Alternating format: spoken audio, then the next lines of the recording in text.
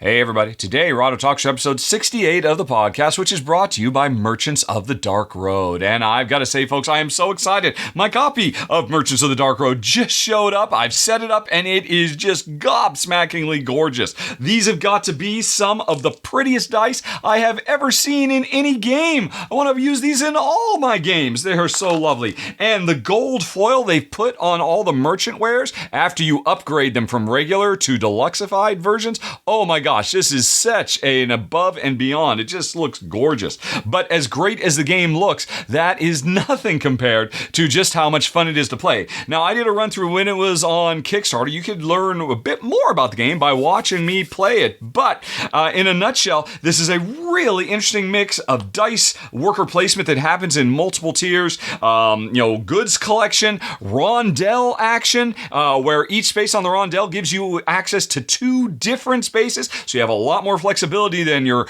average rondel style game. But while you're doing all of that stuff to be a merchant and get a whole bunch of contracts and people who are looking for taxi service to one of the various towns out in the countryside, sooner or later you're going to decide to leave the big city behind and travel to Scorchborn or Windglass or Farglen or whatever. And when you decide to do that, I can anticipate it and see it coming. I can see you're getting ready for a big expedition. It behooves me to try to get some goods that would want to go to Farglen as well, so I can hitch a ride on your wagon. I can become part of your caravan, which means you incur the risk and the danger and the cost of whatever we might run into on the dark road. You never know what'll happen, but I get to tag along, and I have a little bit, at stake as well. But either way, on your turn, I get to make deliveries too. So a major part of the game has always been anticipating where your opponents are heading next, what they're up to, so that you can benefit from their plans as well. And the game is just crackerjack fun. I'm really looking forward to playing it with Jen. And so if you're thinking about picking this up, well, if you're heading to Gen Con this year in 2022, the publisher, Elf Creek Games, they're going to be in booth 2569. And you should definitely swing by because they will have copies of Merchants of the Dark Road. And man, will they have the deluxe edition? I don't know. I'm just so happy with the regular edition I've got set up here. They'll also have other games I've been talking about in recent podcasts as well. So definitely swing by. If you're lucky, you might even be able to get a sneak peek at their next big game, which I believe they've already booked all the slots for their private demos, but maybe they'll have it set up there, maybe if you ask real nice. Anyway, folks, tell them Rahdo sent you over at booth 2569 because Elf Creek Games, their production is second to none. All their games are super smartly designed, really gorgeous. This Andrew Bosley art is just the bee's knees. And that's the sponsorship out of the way, and we can continue now, folks, with the actual episode of the podcast. And oh my gosh, we have a lot of questions came in. Really makes up for last month's where we were a little short on questions. You folks over-delivered, so I don't think I should waste any more time. We should get right to it, although I will, as always, beg and plead if you could send more questions to the email address questions@rahdo.com, so we will have stuff ready for next month's podcast. And I just want to apologize, by the way, that this month's episode came a little late. I had some scheduling snafus with Jen, and I really should have had this up almost 2 weeks ago, but better late than never. The month isn't over yet. The July episode is finally here, but that means there's going to be less time between the July and the August episode. So I need those questions stat. Don't leave me hanging, folks. And right. Now, let's get to it, starting with the game stuff, then the personal stuff. Let's go.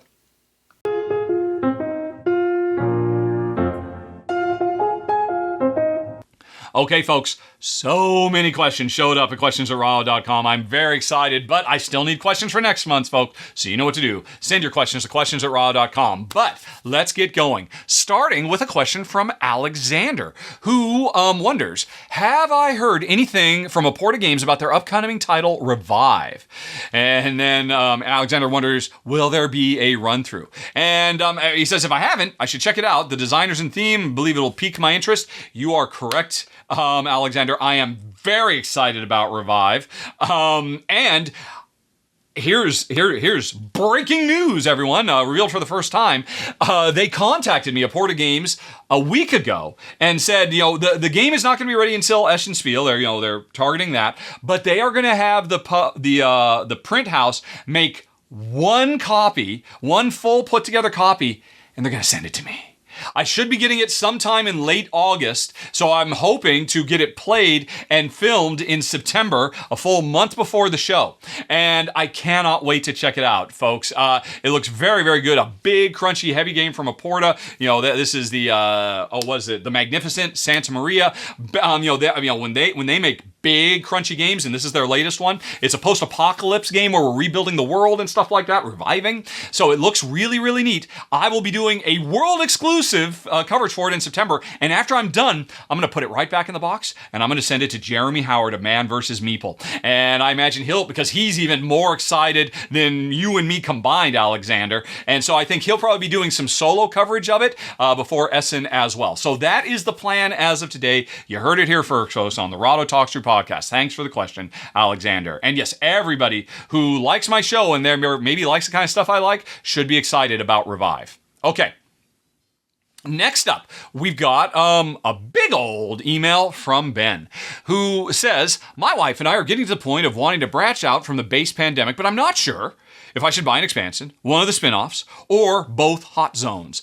I think Legacy will come somewhere down the road. Of the various non-Legacy expansion spin-offs, which is your favorite for each of you? And he asked this. He was hoping Jen would answer, and Ben, I'm going to apologize right now. There is no way Jen was going to answer that question.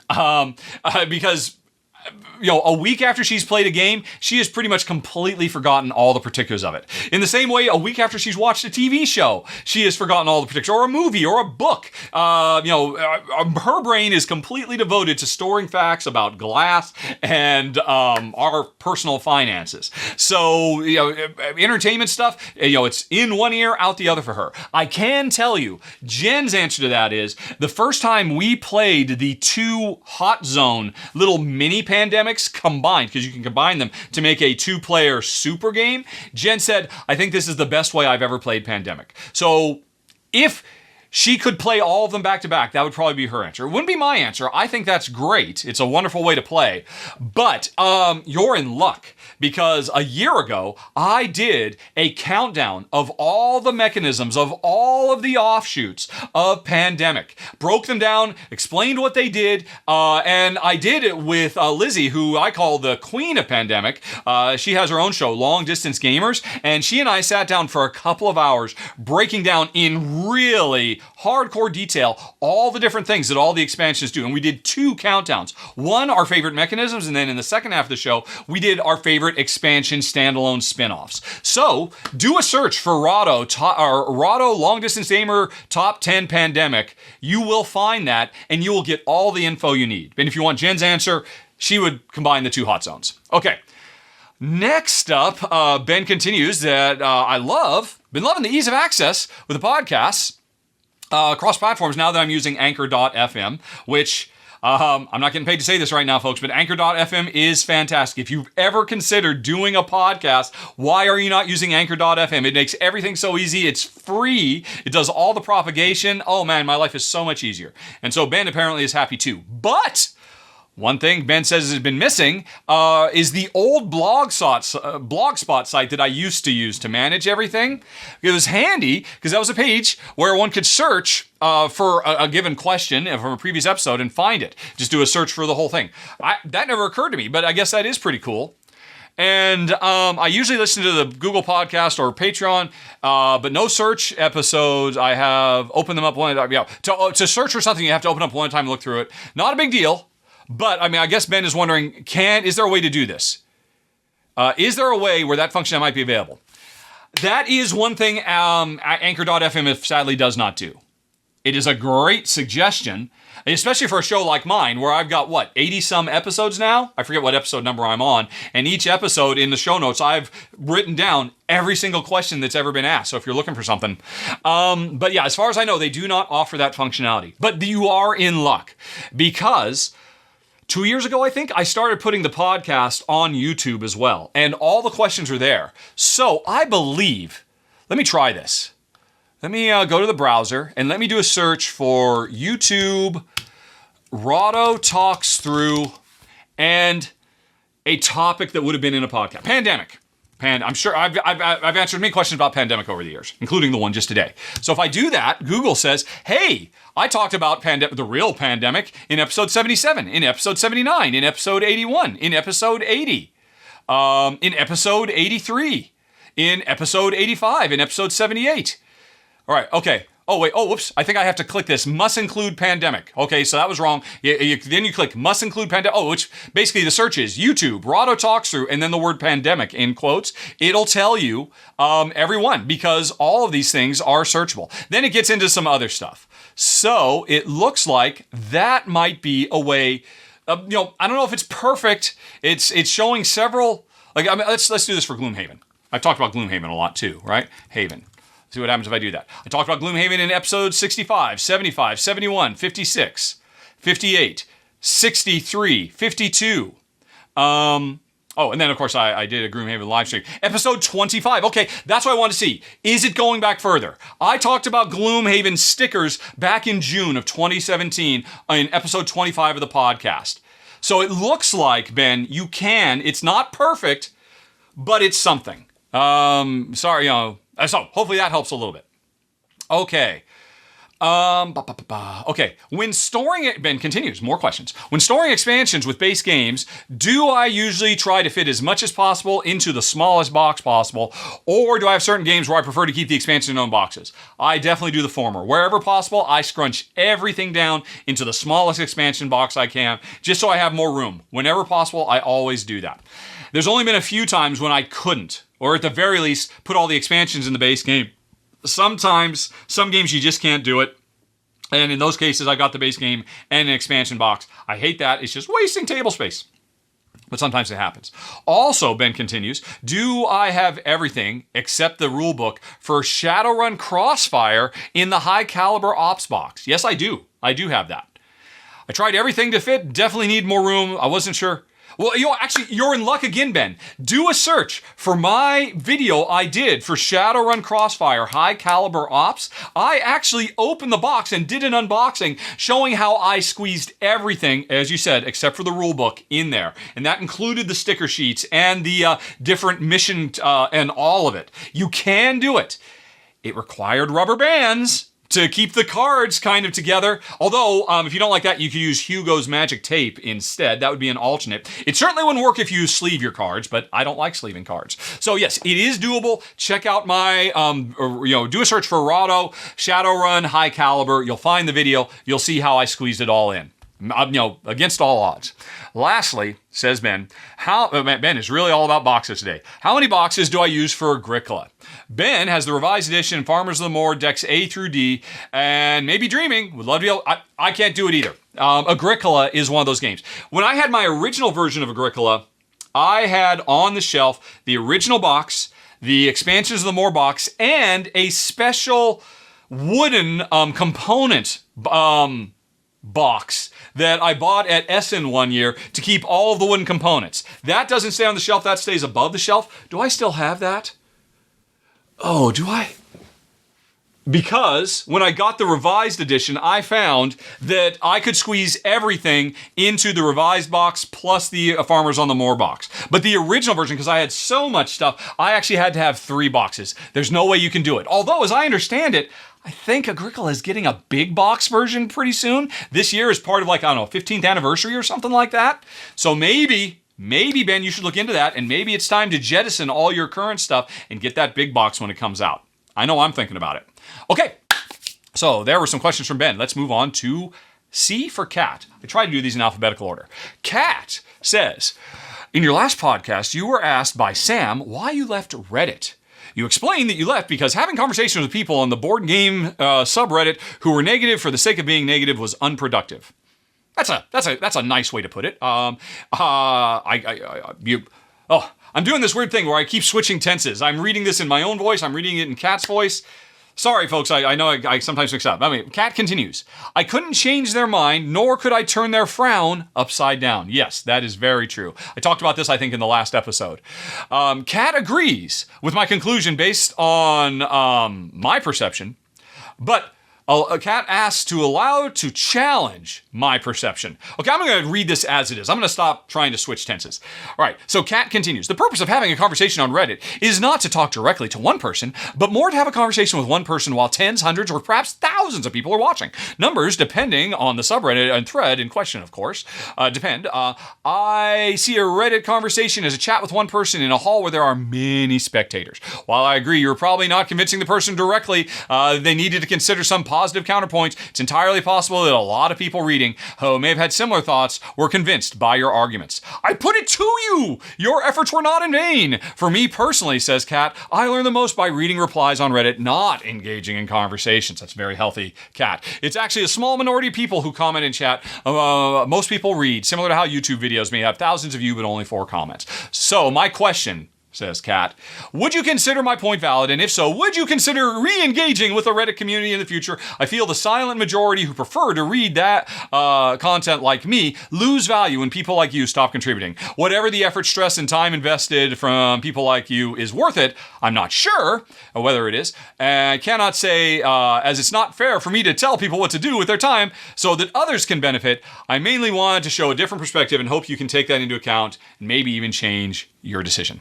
Kat, I agree with you 100%. And in all honesty, that used to be my entire raison d'etre on all of the internet. I, for years, posted on Usenet, well before Reddit ever existed. And I always tried to be, well, not always, but for the most part, tried to be a positive source of, hey, here's why good things are good. Although, man, if you ever go back and search through the old Rec Games EverQuest forum, I was not a very positive. But I tried to be constructively critical of that game back when I was playing EverQuest back in the day. But for the most part, as I've gotten older, I have less time for complaining and grousing and more time for celebrating the things I like rather than tearing apart the things I don't like. Who's got time for that?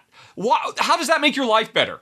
Yeah, I guess it scratches some dopamine itch to, get your complaints out and be heard, but I found I am always happier when I'm singing praises. It lifts the spirit. And if you yourself, whoever is listening or watching this, are the type of person who just likes to go on the internet and complain about stuff, can I suggest just spending a week, don't complain about things, instead post about things you really love and that make you happy.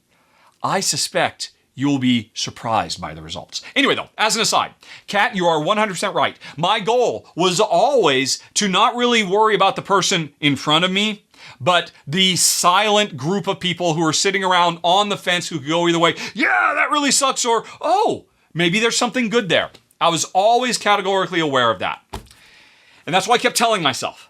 But it didn't change the fact that I was personally miserable, dealing with miserable people, spreading misery nonstop.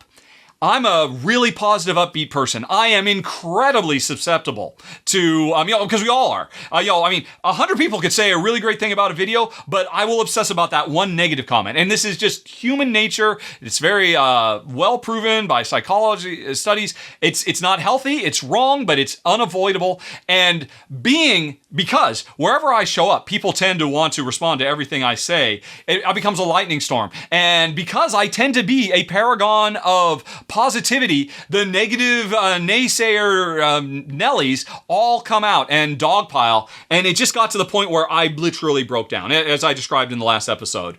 And you're right, if I had more strength, I probably should go back. I probably should, but these days I just try to keep my positive vibes on the channel and on Patreon, and because I just can't do it anymore. They won. They won. I ran screaming from the room because I just don't need negativity in my life.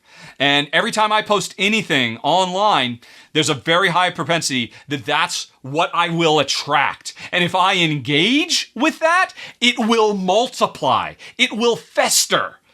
And that's what happened with Clank in Space. And that's why I said, why am I doing this? I am making myself miserable. I just can't do it anymore.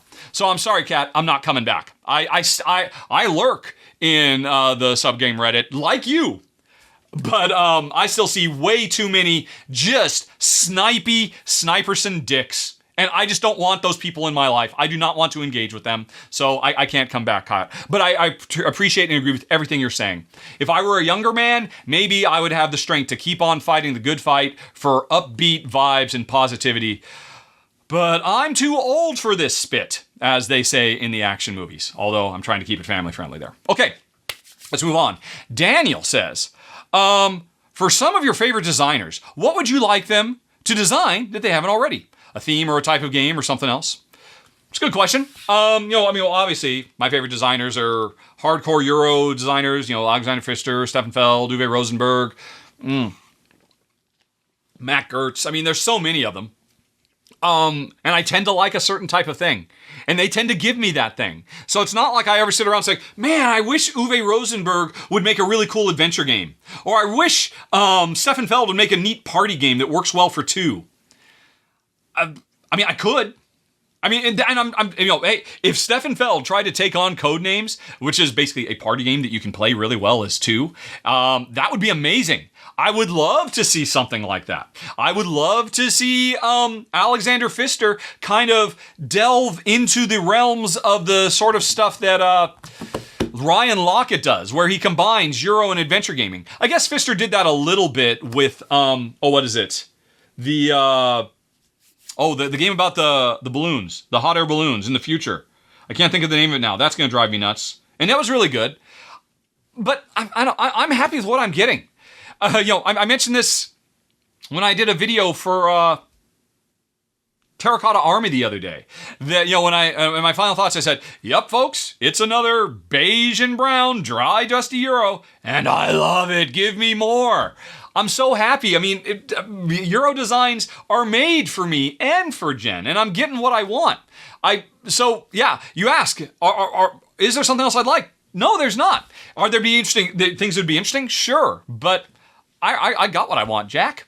So I'm pretty happy as it is. Okay, Danny wonders, what are your favorite high-ranked games that have themes that you don't like? I can tell you that right off the bat because it came up earlier.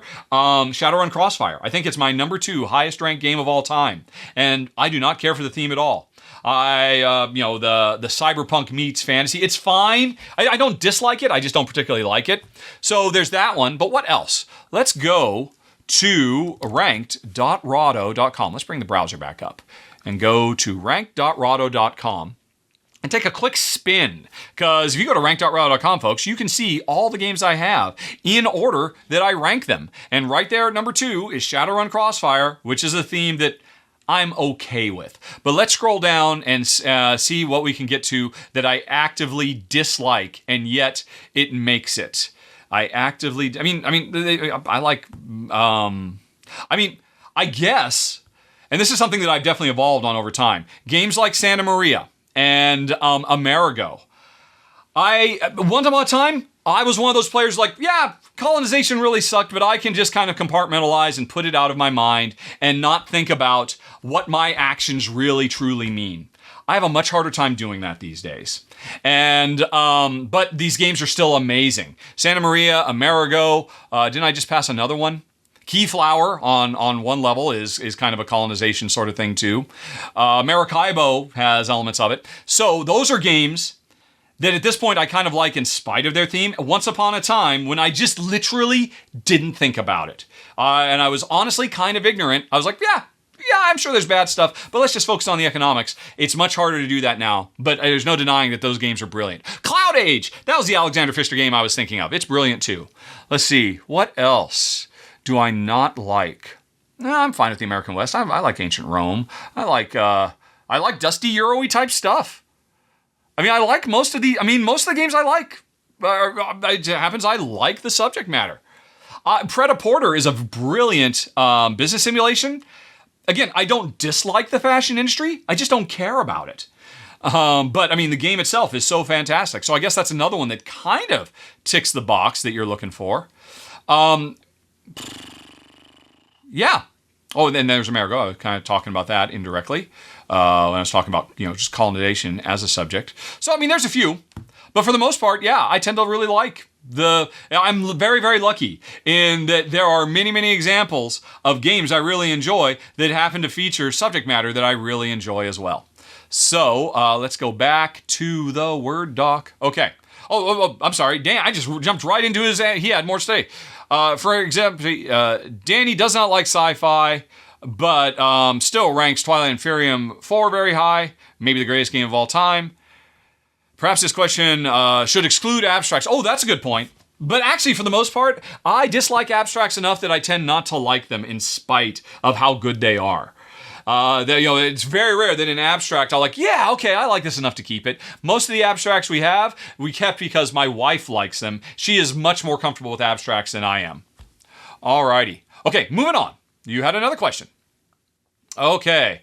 In a recent, I don't need to bold that. Why did I do that? In a recent podcast, you heard me say to Ruel, you and Jen play Agricola. Jen and I play Agricola. We each take 10 cards of each type, choose which cards we want to start the game with. You may be misquoting. I don't remember exactly myself. Is that an official rule? Is it a house rule? Don't you rank your games according to rules as written? With that in mind, shouldn't that affect your ranking of Agricola? Have I caught you out laughing out loud at my own cleverness? Oh, Danny, you think you've caught me. But you do agree that Agricola is superior to Caverna. Then, Danny, you got me back. Here's the deal. It's weird. I did not make this rule up. There was, at some point, Agricola, I begrudgingly accept the whole, hey, let's do a Sushi Go style card draft at the beginning. I think it's borderline terrible. It's a horrible way to start the game. I mean, at higher player counts, it's okay, but as a 2-player, it's just, blah, can we just get through this? This is garbage. And I swear, in the original edition, I have a first edition printing of Agricola. The rulebook had a section way in the back that listed variants. And these were variants from Uwe Rosenberg and the development team. And I got this approach from that. Now, as I understand it, I think that variant section was removed when they did the revised edition, and it's probably still going to be removed. I could be wrong about this, but it was originally. So, strictly speaking, if I'm right, and the revised edition and the new big box have taken it out, and therefore it's no longer officially a rule, I probably should knock Agricola down, and I've never thought about it until you just mentioned it. And in fact, I might do that because I did do this for Seven Wonders. Seven Wonders used to be in my top 10 games of all time until the deluxe super reprint removed the 2-player rules, just completely cut them. And so now, if you go out and buy Seven Wonders, there is no official way to play it as a 2-player game. And that is ridiculous. And so I changed my ranking of it. I dropped it down significantly because officially you can't play it as a 2-player game anymore because the publishers decided to stop supporting that rule. Although, to be fair, in Seven Wonders' case, they kind of stopped supporting it with halfway through all the expansions of the original edition. So I brought it down because I do rank them on the official rules, not on my homebrew variants.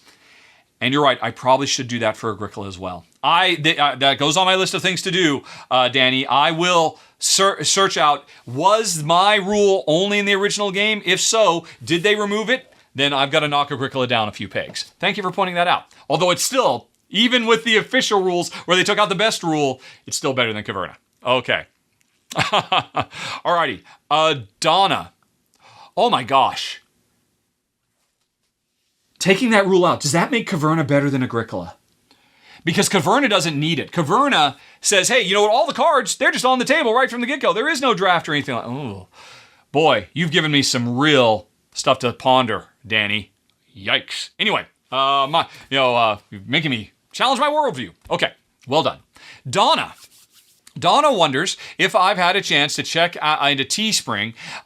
If I recall, last month, Donna let me know that she'd intended to buy a Rahdo t-shirt from Teespring, but stopped during the checkout stage when a screen showed up saying that, hey, we'll take your info and sell it to interested parties. And so you never bought that shirt. And you're right, Donna, you pointed that out. And I said, Donna, please write me back next month because that's not cool at all. I'm not happy with that. And so, oh my gosh, Donna, there are 50 billion online t-shirt printed on demand companies out there. There's a billion of them. There are so many of them. So I spent a lot of time doing research, and I have chosen one.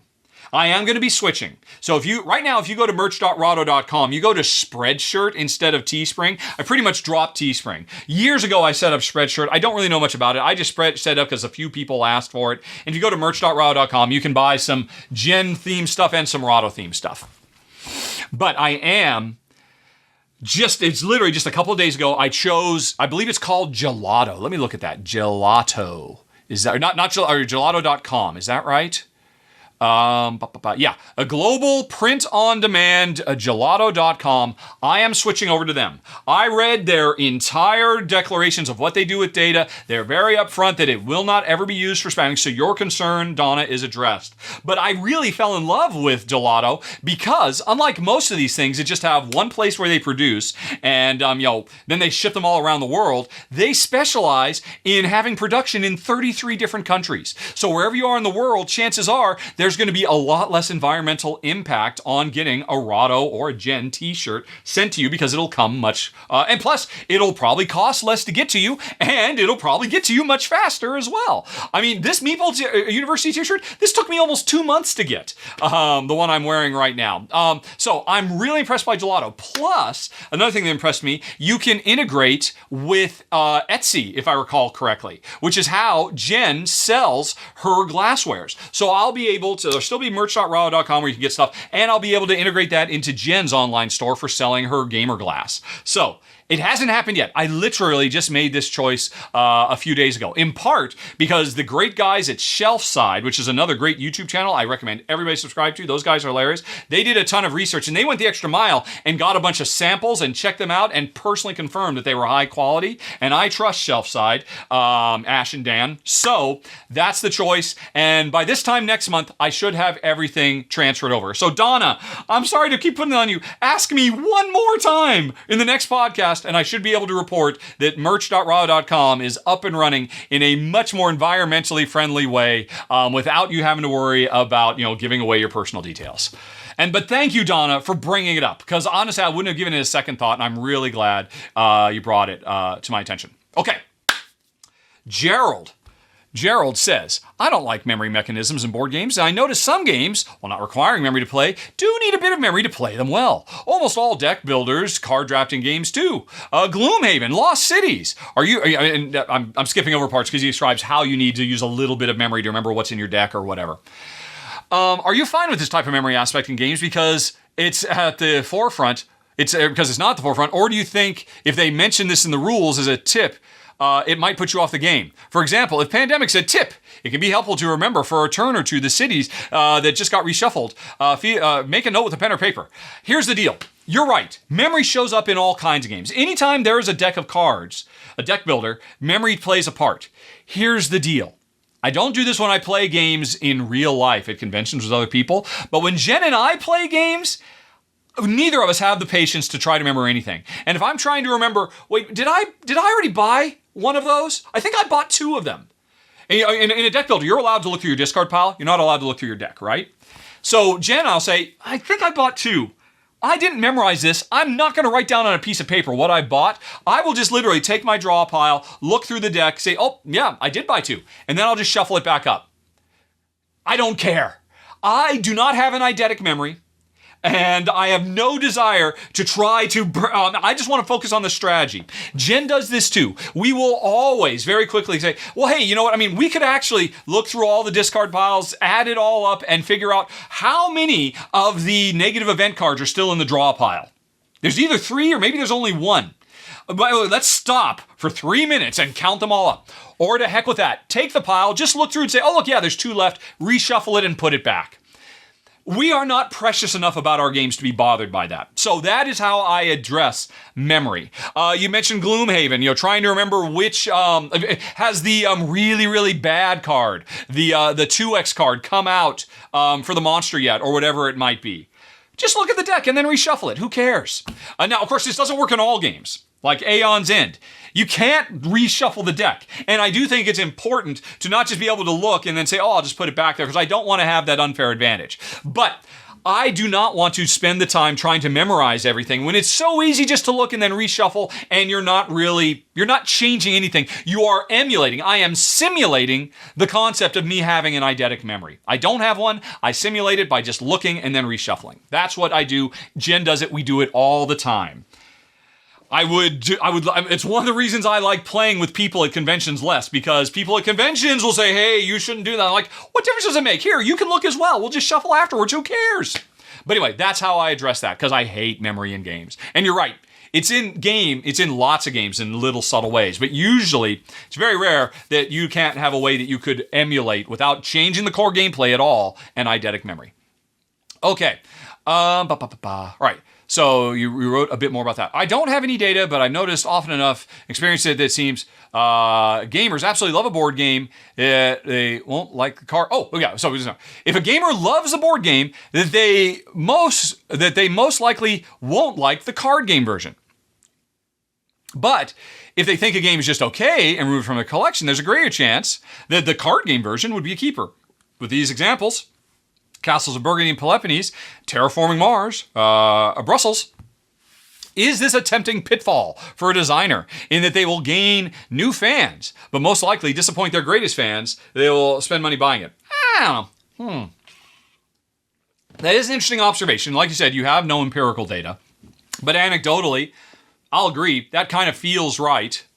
I certainly don't find that to be the case for me personally. If I love a game, oh my gosh, here it is in card game form and I can get the same vibes, the same feels in a half the time. Yes, please. Why wouldn't you want that?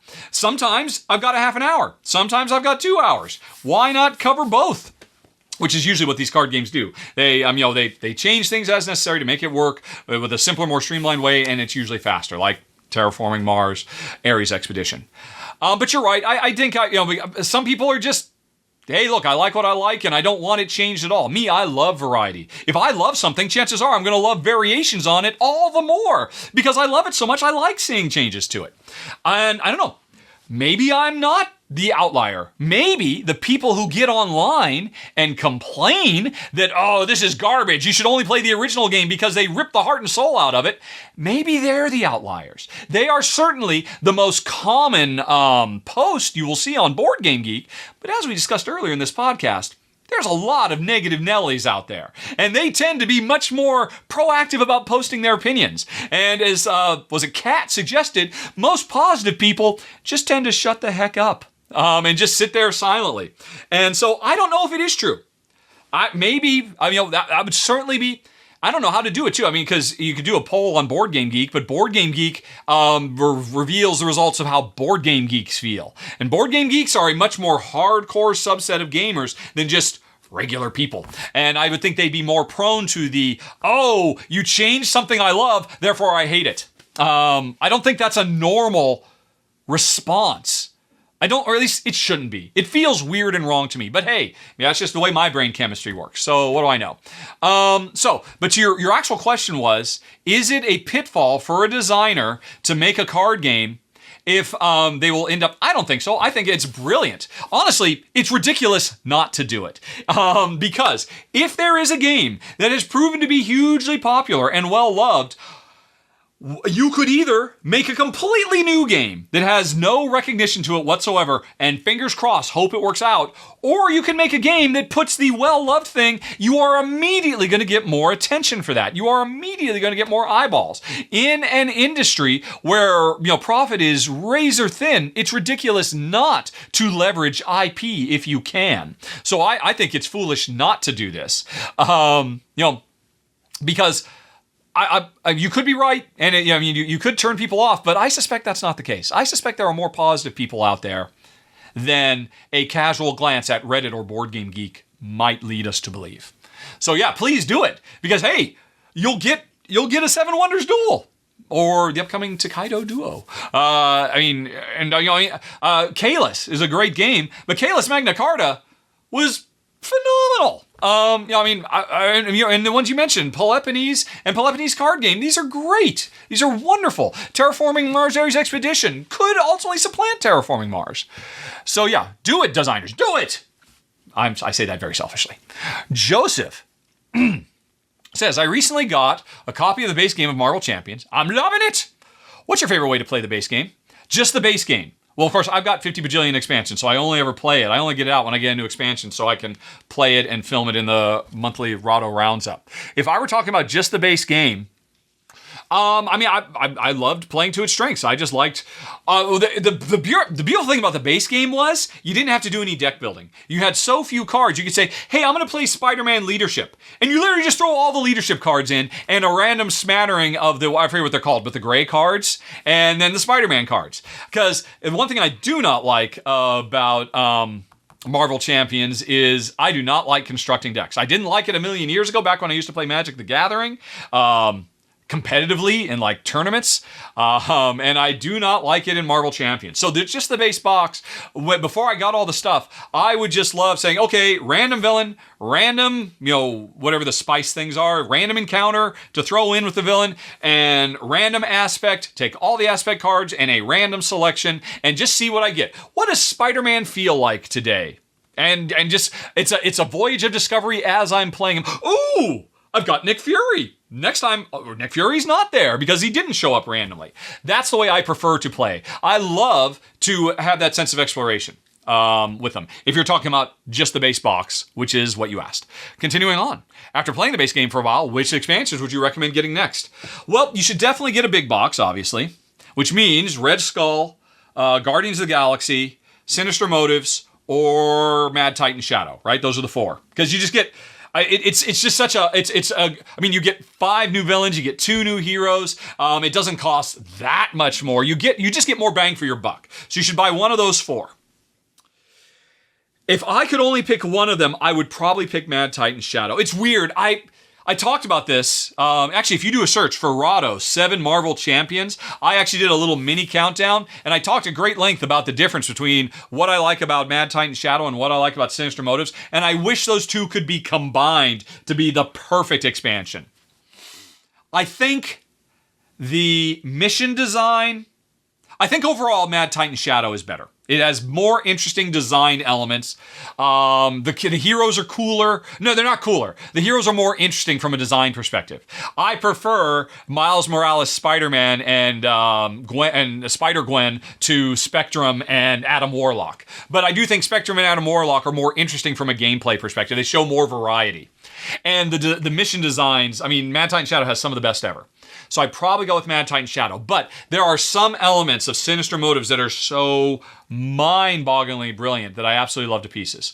Honestly, though, so I probably Mad Titan Shadow, unless, watch that little video I did. When I talk about what's in Sinister Motives, you might like that one more. All right. Then Joseph says, not a question. I just wanted to say that even though I miss weekly R&Rs, I deeply respect the decision to give yourself some more breathing room. Taking care of yourself is super important. Thank you, Joseph. Yes, it was getting tough. I love Ruel. I love hanging out and talking with him, but every week, all the overhead that goes into filming live and all the other stuff I was doing, because it wasn't just the R&R show I did weekly. I do the monthly podcast. I'm streaming this live right now, and the roundup and the other stuff we'd unlock. So it just made sense. Right. Anyway, but thank you. Those are good questions, Joseph. Okay, let's go to Maruz wonders. Every time you do a run-through of a game playing solo, you're describing the differences for 2 players. That's great! But can I make a suggestion? Wouldn't be a problem if you could say something about how solo mode works once you play 2-player mode with Jen as a second player. To describe... I do talk about that. Heck, I just literally yesterday filmed the solo Automa box for Terra Mystica. And while I did a solo run-through, in the final thoughts, I did talk about my experience bringing that in. If I do it, I talk about it. And when I can, I do it. So yes, that is something I definitely try to do, Marius. It's just sometimes... if the rules don't officially support it, then I don't do it. And then I complain, why don't the rules officially support it? And then a few months later, the publishers go on Board Game Geek and say, we officially support this now. Like that literally happened with Terraforming Mars, Ares Expedition. I said, why isn't this cool solo bot brought into the 2-player game? It would make it so much better. And ultimately they did. And then I talked about that when I covered the expansion. So I do try to cover that when it's officially supported. Okay.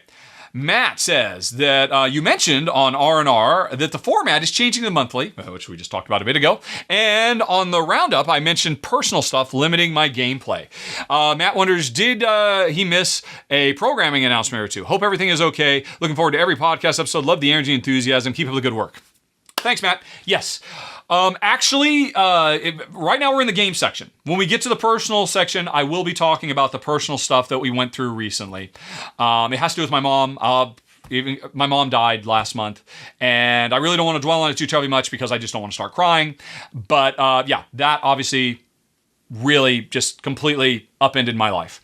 And we're still dealing with the...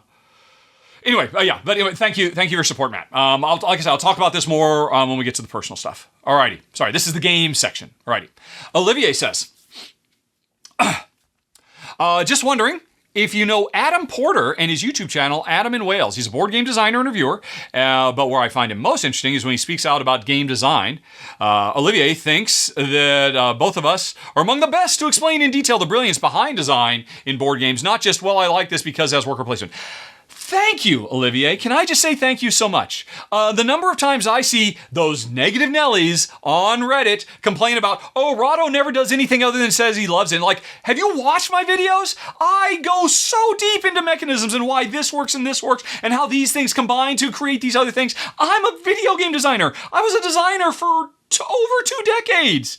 I live, breathe, and eat design, and I go deep on design. But you get so many haters just saying, oh, Rahdo, he's just a shill. All he ever does is say that everything is the greatest 10 out of 10. And clearly, every time somebody says that, I know they don't watch my show at all. But anyway, thank you, Olivia. I really appreciate that. That's the kind of positivity I should focus on instead of the negativity. Because I'm very, very proud of the observations I make when I'm actually identifying what works in a design, not just that I like it. Thank you. Anyway, though, and thank you for cheering me up. All right. Olivia continues. I know you don't do a lot of collaborations outside of the Rahdo team, but would love to hear you two talk game design. That would be interesting. That's cool. I used to do, guest appearances on other folks' shows, podcasts, and interviews and whatnot. They just took so much time. And I am getting older and tireder by the day. And I just have a hard time. These days, if somebody says, hey, could you appear on my podcast? The best I can generally do for folks is say, I just don't have the time. Trying to schedule that and work on the... all the particulars and being in the right place at the right time and preparing, it's just too much. But what I will say is, hey, I'll do the next best thing. Send me a list of questions. I'll record my answers to it and you can use it in your podcast or your video or whatever. So I would probably do something like that, but it's not as good. I agree. Adam Porter sounds like a sharp guy. I'd probably enjoy chatting with him, but I just don't have time. Time is the fire in which we burn. Okay, Renee says, in 2020, during a Corner to Corner episode, the question, if you decide to quit as a gamer, what happens to your collection, was asked. This was back when I was doing a show with Tom Vassell. I didn't have a confident answer then, but do I have a confident answer now? Yes, I certainly do. One of two things happens. Probably the lion's share of all of this goes to the Dice Tower West Library. Coincidentally, a corner to corner thing I did with Tom Vassell of the Dice Tower, because after most of the games I play and then film a run through for that I do not keep on my shelf, they end up getting in a FedEx super box. These bulk freight boxes you can get from FedEx to make shipping like 200 games cost like $200. So it's like, that's amazing. So once or twice a year, I send a huge dump of games, so they will be at the Dice Tower West Convention Library. I suspect probably a third of all this stuff would go there. That's what I would do. If there's anything that Tim Medevere wants, he would get that. After that, the stuff that didn't go because they already have multiple copies of it or whatever, I would go on Board Game Geek. I would say, here is my collection. You can look through it. This is what the shipping will be. Bid. And it would be a bidding thing for the entire collection. And whatever it goes for, I would put it in a FedEx freight box and ship it away. That is what I would do, because I cannot stress just how fantastic FedEx freight boxes are. Let me find one. FedEx freight, because I'm running out of time here. FedEx freight box. Shipping, they're kind of hard to find. FedEx really kind of hides these things. I wonder if they lose money off them. Generic size? Generic size. Shipping with freight boxes. Is this it? Yes, this is it. There we go. All right. Back to the browser. Sorry, folks, who are listening. It's packet. Right. So you can just call them up. You have to create a FedEx Freight account. It's like a business account. I've created that. And then you say, hey, send me one of these freight boxes. Either the one that uses a pallet, which is a little bit bigger, or the one that's self-contained. And they send you these boxes for free. These boxes, you could almost put you could put like 2 mini fridges for your dorm into one of these boxes. And they send them to you free. I've got several of these out in the garage. Over time, they slowly get filled up. When they are full, they go to Dice Tower West. And the whole box, which weighs hundreds and hundreds and hundreds of pounds. If I took that down to the post office, it would cost thousands of dollars to ship this. It ends up costing a few $100 to ship them through FedEx Freight. Amazing. The FedEx Freight boxes. Absolutely phenomenal. Very happy. That is what I would do. I would just get rid of everything in a 1-2 punch. Dice Tower West gets first dibs, and then some lucky bidder gets everything else. No, I don't want, you can keep that one. Nope, you get everything. If that were to happen. I don't expect that's going to happen, though. Alrighty. Tanya has been watching my videos for 6 years and thinks she's seen about every run through. That's amazing. I've covered like 1,800 games, Tanya. Have you watched 1,800 run throughs? You are amazing. My hat's off to you. There was a game that I played of those 1,800 that Tanya's trying to revisit but can't remember the name. The board art had water on the bottom and Meeple's tokens were ships or boats. Did a Google search for Euro games with boats and ships. That did not work. Was wondering if there's any way to do a keyword search of the videos. This is kind of what we were talking about before. No, there's not really. I have a mental image of what the board looks like, but not the box art. Also, I thought it might have been a Ken Follett game, but it wasn't. Thanks in advance for any advice you can give. And then Tanya has confirmed, what is this? This looks like 20 or so games that it's not. I am so sorry, Tanya. Like I said, it's 1,800 games. A lot of games with boats. A lot of games with boats. What's the first thing that pops into my head? That game from...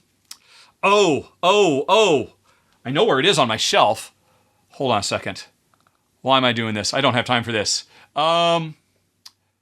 Is it... do I know where it is on my shelf? Newfoundland? Was it Newfoundland? Or was it Oracle of Delphi? Those are a couple that I do not see on your list of things you have checked, so maybe check those. Oh, I minimized everything to find the list. Crap. I need to get the list back. What is this? What has happened? Oh, everything got resized somehow. That's weird. Alrighty. Fine. Okay. Boom. Yeah, I don't see Newfoundland. That would be my first guess. Certainly one that would be easily missed.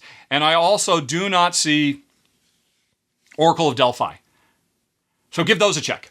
And if not, really, my main suggestion, go to Board Game Geek. Actually, no. Go to faq.rahdo.com. faq.rahdo.com. I will go there myself right now. And entry number 5 is, I love insert game here. What should I buy? This is not your question, of course. But this links you to a forum called Board Game Geek Recommendations.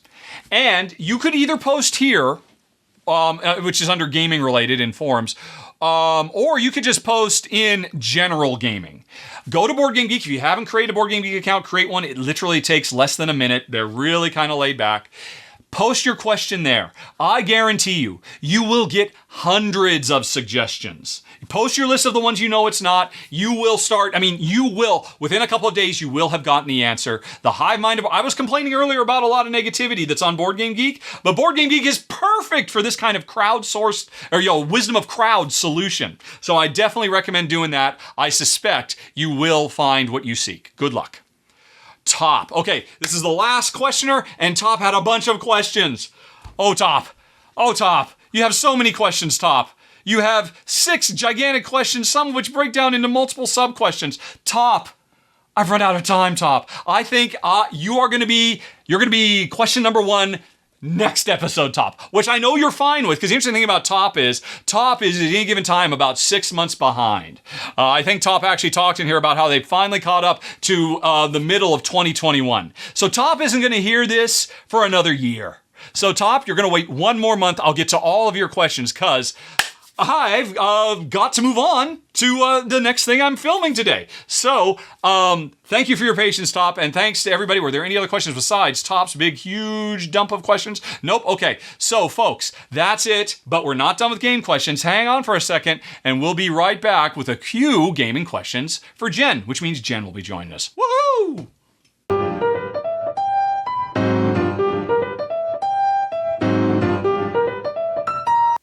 Okay, folks, it is the next day for me, but for you, it's just 5 seconds later as we continue with the podcast. And now a mysterious hand comes into frame, which Jen tends to forget. Most of you will be listening to this and not hearing this. So perhaps you should speak instead of wave. Hello! Hi, honey pie. Wave. For those listening, Jen does not like to appear on camera. For those watching on YouTube... Too bad. I guess so. You get a picture of Jen that I took back in England. And a hand. And a disembodied hand. Okay. Honey Pie, we've got a few more game questions we are continuing with before we get to the personal stuff. Starting with a question from Joseph. And Joseph! Who, actually, I don't think this was a question. A couple months ago, I asked you both... it was. Right. A couple months ago, I asked, what game are you best at? And though I appreciate the answers... Let me rephrase the question. Apparently, our answers were not good enough. We didn't answer his question properly. I don't remember how he answered, but anyway, imagine you had to participate in a tournament of a specific competitive game. In order to get first place in this event, what game would need to be played? Oh, I have no idea. Let's see. Jen can't really answer that. I could have left this off her list. Can you think of anything that you feel like, yeah, I'm really good at this? No. Not going to give us anything. Let's see here. I mean, I thought I probably should have just left this out of the question. But I thought Jen might surprise me. Let's see. It's not Agricola, because I tend to beat you at Agricola. And it's not Agricola because, let's see. The reason you tend not to do an Agricola is because you overextend. All right, I would... no, it's just you and me. Those games where I move around and you don't know which way I'm moving and you never can catch me. Yes, Jen is referring to, we played several hidden movement games over the years. Yeah. And it generally tends to be the case that Jen refuses to be the hunter and she always wants to be the sneaky person. Yep. And I always struggle mightily. And she never understands the struggle because she always refuses to play the other side. The struggle is real. So you're saying that in a competitive situation, you would want to play a hidden movement game where you get to be the sneaky person, and you think you could evade anybody. I'm just saying that I tend to be pretty good at that. Okay, all right. Yes, and to be fair, it's not just me. We have played with other people as well, and Jen tends to be able to evade everybody. All right, so Jen says... pick a hidden movement game as long as she gets to be. So for me, well, before we continue, I'm going to pause for a second because Jen just grabbed the fan because she's hot. And actually, you can just this microphone does not pick up the overhead. So if you just want to go, it's the middle light switch over there, honey pie. Right. If you want to turn that on, that'll cool you down. For me, what am I good at? I am good at games that have a meta game where you play the table as much as you play the game and try to manipulate people's expectations of what's happening. Oh, you're very good at that. Because I'm very good at that. And he's very frustratingly good at that. He constantly throws me under the bus with that. It's true. I do. Because it's a way to win. I'm very good. I guess one of my strengths in gaming is persuasion. Misdirection. Persuasion and misdirection. So, presumably, I would also be good, potentially, at being the sneaky person in a sneaky game. I just never get to find out if I'm any good at it or not. Never do. I used to be pretty good at Small World, as an example. That's my go-to example, because when we first got into playing board games, and I was still in the video game industry, we would play Small World at lunch. Every day, week after week. Month after month with the same group, and I won more often than not, and it wasn't because I was more smart strategically than those guys, but they could just never learn that everything I said was a lie, unless it wasn't a lie, and I was able to play with that enough. So I would expect any kind of game that supports that kind of stuff is really going to work well for me. It's interesting. I come back to Agricola. I am really good at Agricola too. Although, I mean, mostly I've only played it against Jen. So, and she's just not very good because she overextends herself. I want to do it all. Yeah, she wants to do it all, and then she finds out too late that she can't. Let's see. Games that are a race, I tend to do well at because I am predisposed to try to make short, fast gains rather than long-term investments. Yep. That's kind of my natural predilection in life, to take the bird in the hand and forget about the whatever's in the bush. Who cares? You might be dead. You might be hit by a bus on the way to the bush. You might as well take the bird in the hand. So, I don't know, race game, Race for the Galaxy. I think I generally do pretty well at Race for the Galaxy. I love Race for the Galaxy. Yeah, and I tend to beat Jen. And I don't care because I had such a good time. Yeah. I'm also really good at real-time games.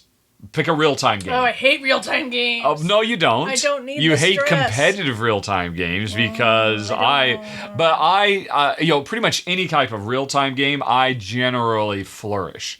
So, I mean, and as often as not, I think the ones we mostly play are competitive, but there are cooperative, but there are competitive ones out there. I can't think of any off the top of my head.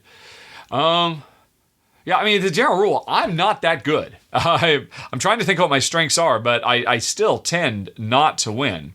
I tend to be at my best when I'm cooperating with others, because probably my best strength is working with other people and trying to help them find things that they didn't see themselves, because I tend not to really want to dwell too terribly much on my own stuff as a general rule, which is very strange sounding. But it's nice, because you're a great teacher, and then you're really good at helping everybody else at the table. Yeah. Except for the person you're throwing under the bus. Yes.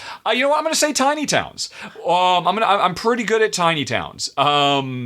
Because I say that because a couple of years ago, I think, I did a live playthrough of Tiny Towns with the developer and the designer and the publisher of Tiny Towns. And I beat the publisher and the designer and their head of quality assurance. I came in second place, beaten only by the developer of the game. And they told me at the time, this is something that AEG had been doing for 6 months. Every week they would get some other guest to come on the show and just play Tiny Towns with them. And they said I did better than any other guest. So I'm going to say Tiny Towns. And why? Why would I say Tiny Towns? That is interesting. It's a very puzzly game, and Jen's good at it too. But I couldn't say why, but I'm going to say Tiny Towns. Hopefully, Joseph, that's better. And if not, you can put the question again in a couple of months. You can ask us a third time. A third time, the charm. Okay, we're moving on to Top. Top! Some of your questions will be answered today. Top had 50,000 questions in the game section. I ran out of time, so I said, Top, you'll have to wait till next month. But some of his stuff could be hit by Jen, and I think Top has some personal stuff. Top is the fellow, you recall, who is a year behind. Whatever we say today, Top will not hear until sometime in 2023. So bear that in mind as you answer Top's question. Honey, you enjoy doing the podcast? Has your attitude about doing the podcast changed over time? That's a good question. And continuing, if I had the choice, independent of what the audience wants, would I want Jen to continue doing the podcast? That's a question to both of us. Would you continue doing it if you put aside audience requests? Okay, so what do you think, Honey Pie? Do you enjoy doing the podcast? How has your opinion about doing the podcast changed over time? And, in a perfect world where you had no responsibilities or requirements or anything of your time whatsoever, would you continue doing the podcast? Yeah. Actually, the podcast is probably the thing I what do I say? Don't mind the The most. least? Yeah. Yeah. Just because I can be off camera. I don't know why. I just feel like I don't like being on camera. Mm-hmm. So doing the other stuff on camera is just initially stressful for me anyway. So this is nice. I could just sit down, be off camera, slurp on some chocolate or whatever. It's nice. I like it. It's a lot more relaxing. Okay. Has your attitude about doing the podcast changed over time? You'd be better off answering that than me. Why? It's not my attitude. It's your attitude. Do you think my attitude's changed over time? Do you? I don't know. That's why I was thinking you would know. Compare this moment right now on July 20th, 2022, and cast your mind back to Malta, sitting on the couch, both of us wearing a lavalier mic, just on a given afternoon, and me just asking questions, and you not even looking at me, but staring at your laptop, and that was a very different circumstance there. So that's like what, 4 or 5 years ago compared to now. Yeah, I don't know. I think it's fine. You feel about the same? Yeah, I think okay. so. If you had your choice, independent of what the audience wants, would you want to continue doing the podcast? I know this is a question to me and to you. So I will say, I certainly think the podcast is much better for having Jen on it. She's only on for the second half of the show. And honestly, I have no type of viewer statistics to have any idea. I don't know when people listen. YouTube gives me a lot of analytics. I can see exactly when people stop watching and which parts get more viewership, but I don't have any kind of visibility. So I don't know if half the audience just skips all the game stuff and goes straight to the personal, since I put shortcuts to that in the show notes for it or not. But I tend to think, I don't know. I'm such a motor mouth. I think it's implicitly good. I think it's implicitly good for any form of any medium to have people doing a back and forth. Yeah. One person doing a monologue, no matter how engaging they are, is just going to be less compelling overall. So I think the show is definitely better for having her on. Plus, she kind of keeps me in check a little bit. And but still, I would not want her to do it without her say so. So it's really up to her. The reality is, we could stop doing this podcast at any time, and instead, that would just be an additional game I would run through that month. We've been doing it for now, I don't know how long. A long time. Yeah, hold on a second. Let me look. I've been wondering, are people going to run out of questions? So they haven't yet. There are some repeats now and then. Let's see. So this is episode 86. 86 divided by 12 is, we've been doing this for over 7 years now. Give or take, almost every single month, getting together and doing this. Yeah. And, yeah. Well, it's not something I mind doing at all. Mm-hmm. I think it's... But you don't enjoy it.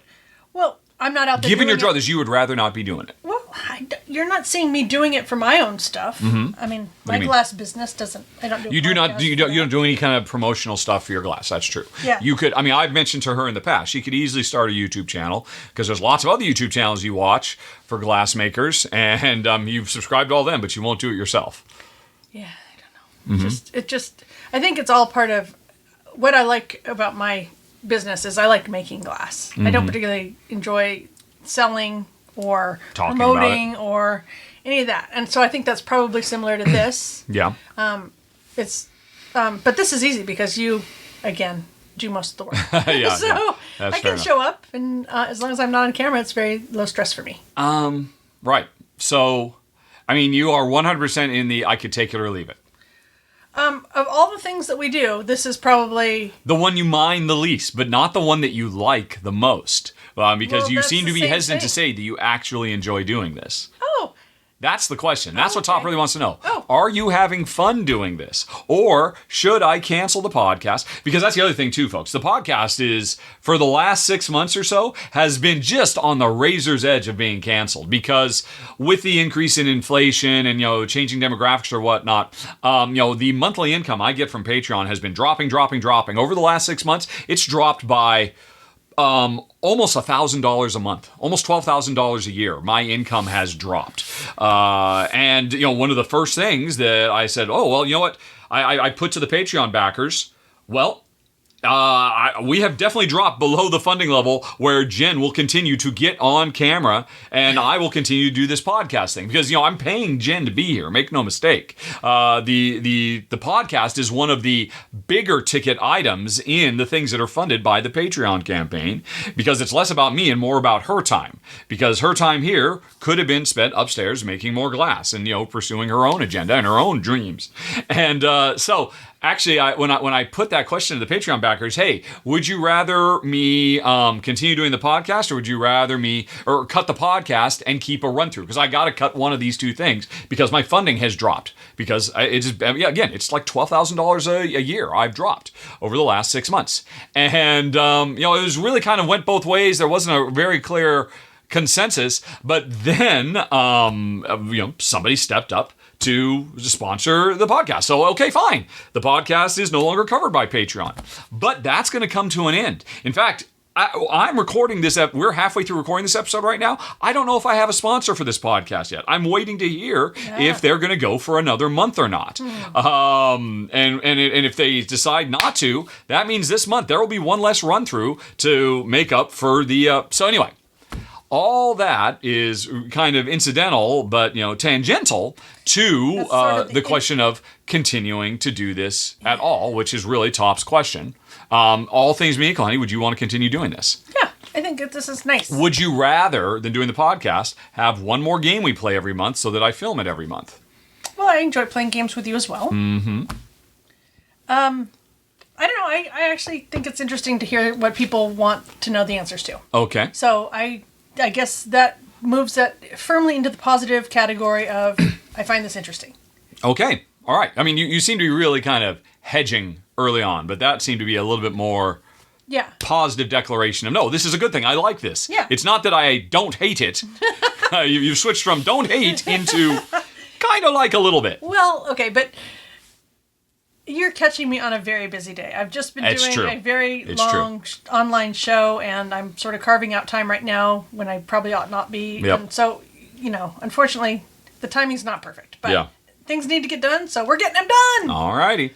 Top continues. In the beginning, I was not one of the people clamoring to have more Jen. Rahdo was the point. But now, I can't imagine the podcast without Jen. She is an integral part. Well, you should have led with that, Top. Maybe that would have swayed Jen to get into the positive camp a little bit quicker. All right. Anyway, Top continues on a totally different topic, because this was a different email. Top had like 6 emails that I kind of split up into various sections. Due to our focus on two-player gaming, we may rarely encounter a few situations that Top sees quite a bit in multiplayer games. Attack the leader, sacrifice for the greater good, and king making. Mm-hmm. And now Top actually spends a lot of time describing what all of these are. But honestly, he didn't have to. I certainly know. I mean, you can kind of get, somebody's in the lead, everybody else has to band up to pull them back down. The whole, the crabs in a bucket thing, right? No crab will let another crab get out of the bucket, that kind of thing, attack the leader. Or king making, hey, I can't possibly win, so now I just have to make choices that will ensure the person I do want to win wins. Yeah. And sacrifice, if someone's on the verge of winning, I can use my turn to prevent that win, to hurt them and no cause myself. So, kind of like a vengeance sort of thing. Mm-hmm. So you see these kind of, I would arguably say antisocial behaviors that can develop in multiplayer games that, you're right, fundamentally cannot exist in a two-player game because of the zero-sum nature. Alrighty. Anyway, so Top, he gave a lot of descriptions about how all those works. Anyway, and then he continues.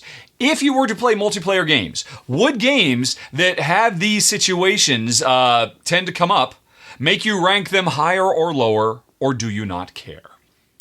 And I thought this, I will answer for myself. I don't particularly mind these things. I mean, to me, getting back to the earlier question, I enjoy metagame stuff. I enjoy playing the table, maybe even more than playing the game. And in part because people like to do what they're good at, and I think I am good at that. And I certainly enjoyed it back in the day. I didn't think Small World was the greatest game in the world. I just really liked the experience I had playing it. Just trying to play mind games. So they don't tend to bother me. And in situations where kingmakers showed up in those games, some of my fellow players were incensed by it. But I'm like, that's fine. I'm not bothered, but what about you, Honey Pie? How would you feel encountering those sorts of anti-social situations? Well, I always call it out that you're throwing me under the bus. Yes. And then you laugh about it, and everybody else laughs about it, and you go, but she's going to win anyway. Yeah, so because it is still true. I'm going to throw her under the bus. All things being equal, if Jen sits down at the table, you're statistically likely to lose, folks. I'm warning you that right now. Jen is really, really freaking good at most games. No. Anyway, though. I don't know. It's true. I have the statistics to back it up. But anyway, go on. Anyway, so, I guess it does bother me a little bit, but I just take it as I have to. Mm-hmm. So, it's fine. So it doesn't bother you. I mean, like I said, literally some people get table flipping mad over it. Like, because how dare you make any decision in a game other than one calculated to best improve your position relative to the table? That's the only thing you should be doing. If you know you can't win, you should be playing for second and striving, or you should be playing to just ensure you're not in last place. Actually, I think, let me just, after I've said that you throw me under the bus all the time. Yes. I think you also play the table to make sure everybody has a good time. That is true. And I think that is really awesome of you. So even if it means that you throw me under the bus, everybody else is having a better time. It's a good point. I do, if you and I have to sit down and play with strangers, Yeah. I do worry a little bit more about how much fun they're having than Yep. how much fun you or I are having. Yep, and I'm totally on board with that. I will get under that bus happily. Yeah. Okay. So I have to say, I guess in that case, I'm happy to be playing with you that way. All right. The top continues. These situations tend to provoke a metagame of influence over other players. We were just talking about. go. For example, with Attack the Leader, you're trying to convince other players that you're actually doing very poorly so you don't get attacked. I seem to remember, so top, yeah. I remember Rahdo mentioning that it was very good at Small World. Do games like that, do I like games that encourage metagame of trying to influence other players? Top is not a fan of it, which is probably why I dislike social deduction games as well. As I said earlier, I do enjoy that. To me, that is fun. Socially acceptable social manipulations. I enjoy it. I mean, it's what I basically did professionally for over 2 decades. I was a professional cheerleader, just trying to make sure everybody was just moving in the right direction, and always, wherever possible, making them think like it was their idea that they wanted to do that, even if it was my idea all along that this is what we needed to do, but I wanted them to still have ownership. So, that's what I did professionally, and I guess I kind of like doing it for fun. What about you, Honey Pie? Could you imagine yourself being interested playing a game where it's as much about taking your head away from what you're board in front of you and paying, no. I can probably trick Betty into making this kind of move. Nope. Yeah? I very rarely pay attention to anybody else's anything. Mm-hmm. So, no, I don't have the energy to try and play everybody else's games, too. All righty. Well, Top continues. Since I enjoy the negotiation, Top suspects I like the metagaming. So, one follow-up question. Last question. But before we get to the last question, yes, anybody? Yeah, I would say, though, if somebody's having a problem or we're playing with new people or something, I do enjoy helping them. Yeah, sure. So with that, I would pay attention to somebody else's game to say, you might want to go to the desert instead of the mountains or whatever. But no, in general, no, I don't pay attention to what anybody else is doing. Okay. Last question from Top. Do you like the metagaming to dominate the game so it basically determines the winner? Or do you prefer to have a smaller influence? So again, I guess for you, since you are not going to engage in that table level gameplay of trying to convince somebody to make, here's an example. One of my favorite things, and again, 2-player doesn't really matter; it's meaningless. But there are event cards in Lords of Waterdeep, which is a pretty straightforward vanilla worker placement game. And the most special thing about that game is I can have an event card that when I play it, it will give me 3 clerics, and I have to pick one other player around the table to get 1 cleric. Mm-hmm. And I love that. I absolutely adore being the player to play that card, and I love it maybe even more when somebody else plays the card and I get to weigh in on why you have to pick me for that 1 cleric. I think that's fantastic. I would love to see that kind of stuff in more games. Although, unfortunately, it never has any meaning in a 2-player game. It fundamentally can't. How would you feel about a card like that? Forget any game, whether it's Lords of Waterdeep or Glicker or anything.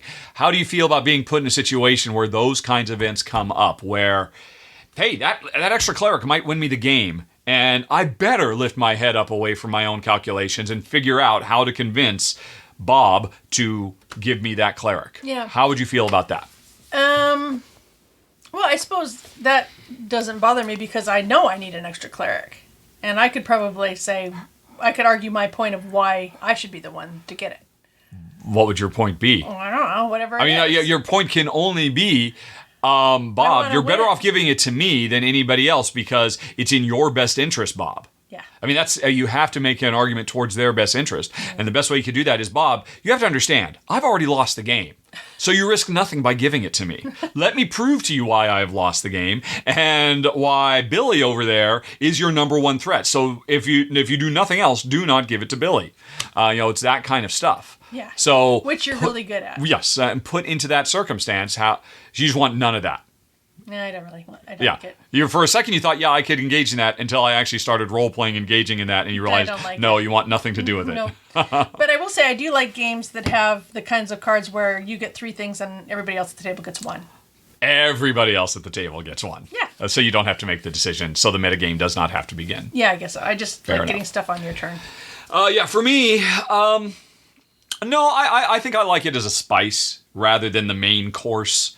Quite frankly, I still, if I had to pick one or the other, I would still rather play a game where we all had to be silent than a game where it doesn't really matter where we move our pieces and it's 100% about the mind games between players. I still err more towards the game rather than the meta game. So that'd be my feeling. Okay. And that's it, folks. We have now finished all of the gaming question, which means for some of you, I don't know how many of you, this might be where you decide to get off, and because you don't want to hear any of our personal stuff. So to you, I say thank you for watching or listening, and for the final time, I implore you to send more questions to questions@rahdo.com, because without you, we don't have a show. Right. And also thank you for supporting us on Patreon. Yes, thank you. And have a nice day. Talk to you so long. Bye-bye. And if you're still listening, folks, hang on. We'll be right back.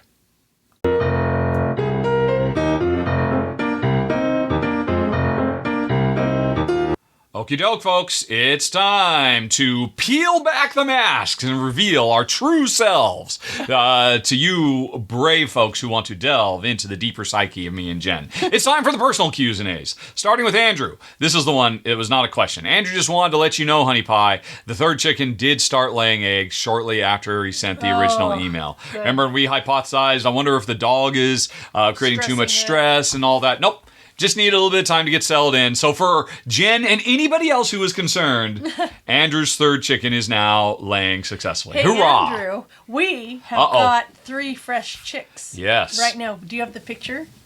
Do I have a picture? And I do not have a picture. I have one in OneDrive. Maybe you can dig that up. All right, hold on a second, folks. I'm going to pause. Oh. Pop! Look at that. Again, apologies to people listening rather than watching, but a picture suddenly appeared on screen, if you're watching on YouTube, of Buffy, or Buff Orpington, the biggest girl we've got, looking over 3 new chicks that Jen just could not stop herself from picking up at Wilco the other day. Yep. I was like, I need some chicks. Why? How many chickens do we have now? Beep, beep, they say. Beep. Yes, they say that a lot. How many chickens do we have now? We have 19 right now. 19. Is that including these 3 new Yes. ones? All right. And what are their names? You want all of them? No, just the 3 new ones. Oh, the 3 new ones. I think we got Bunny and Wabbit for the 2 Easter eggers. Uh-huh. And the other one is a blue Australorp, so I think I'm just going to call her Aussie. Aussie, Bunny, and Wabbit. 3 new chicks, with Buffy being a proud mama, protecting them from all oncomers. So, that's the chicken update here. Jen is addicted to chickens. Okay, moving right along to our first actual question from Ben. When you and Jen went to Hawaii, did you by any chance go to Kauai? We did. Which I believe is the Big Island, right? No, the Big Island is Hawaii. Oh, the Big Island is Hawaii itself. Yeah, Kauai. There are literally chickens everywhere, in towns, on the beach, in the jungle. And they are not shy at all. If you haven't been, I would imagine Jen would love it. We did love it. That is where we stayed, correct? Yeah. So my parents... had a timeshare. Well, my stepmom's family had a timeshare. Right, there. Okay. And one year, nobody wanted to use it. They had 5 kids in the family, so... we were able to take it on. Yep, and that must have been, we were like 24. Well, it was actually 24, after we'd gotten married, and we never went on a honeymoon. So it became our honeymoon, yeah. We bought a house instead of a honeymoon. Anyway, and so we went and we had a great time, and I loved Kauai. It was wonderful. Do you remember the chickens? I don't, but that was like 30 years ago. And you didn't care about chickens 30 years ago? No, yeah. Didn't even notice them? Probably not. Yep. Yeah, that's where we spent almost the majority of our time. We went... for one day we were on the Big Island, and I don't remember why. It was to watch the news. Was it only that? Well, we also toured the Big Island. We drove almost Were we going to all the way go around. anyway? No. Okay, so while we were there, this will tell you when, Star Wars The Phantom Menace debuted in theaters. And I wanted to see it. It was not playing on Kauai. You had to go to the big island of Hawaii I think to we see wanted it. to see it in an IMAX theater, too. I guess. So apparently you're saying, I don't remember the particulars, you're saying we planned the entire excursion just to go see Star Wars in a theater on the big island. But then, like I said, we spent the day and we literally drove the entire circumference of the island. I don't know that I do remember that drive. The whole circumference, but we went around quite a lot of it. Yep. And saw the volcano and the lava and all that. Yep, and we were introduced to Jar Jar.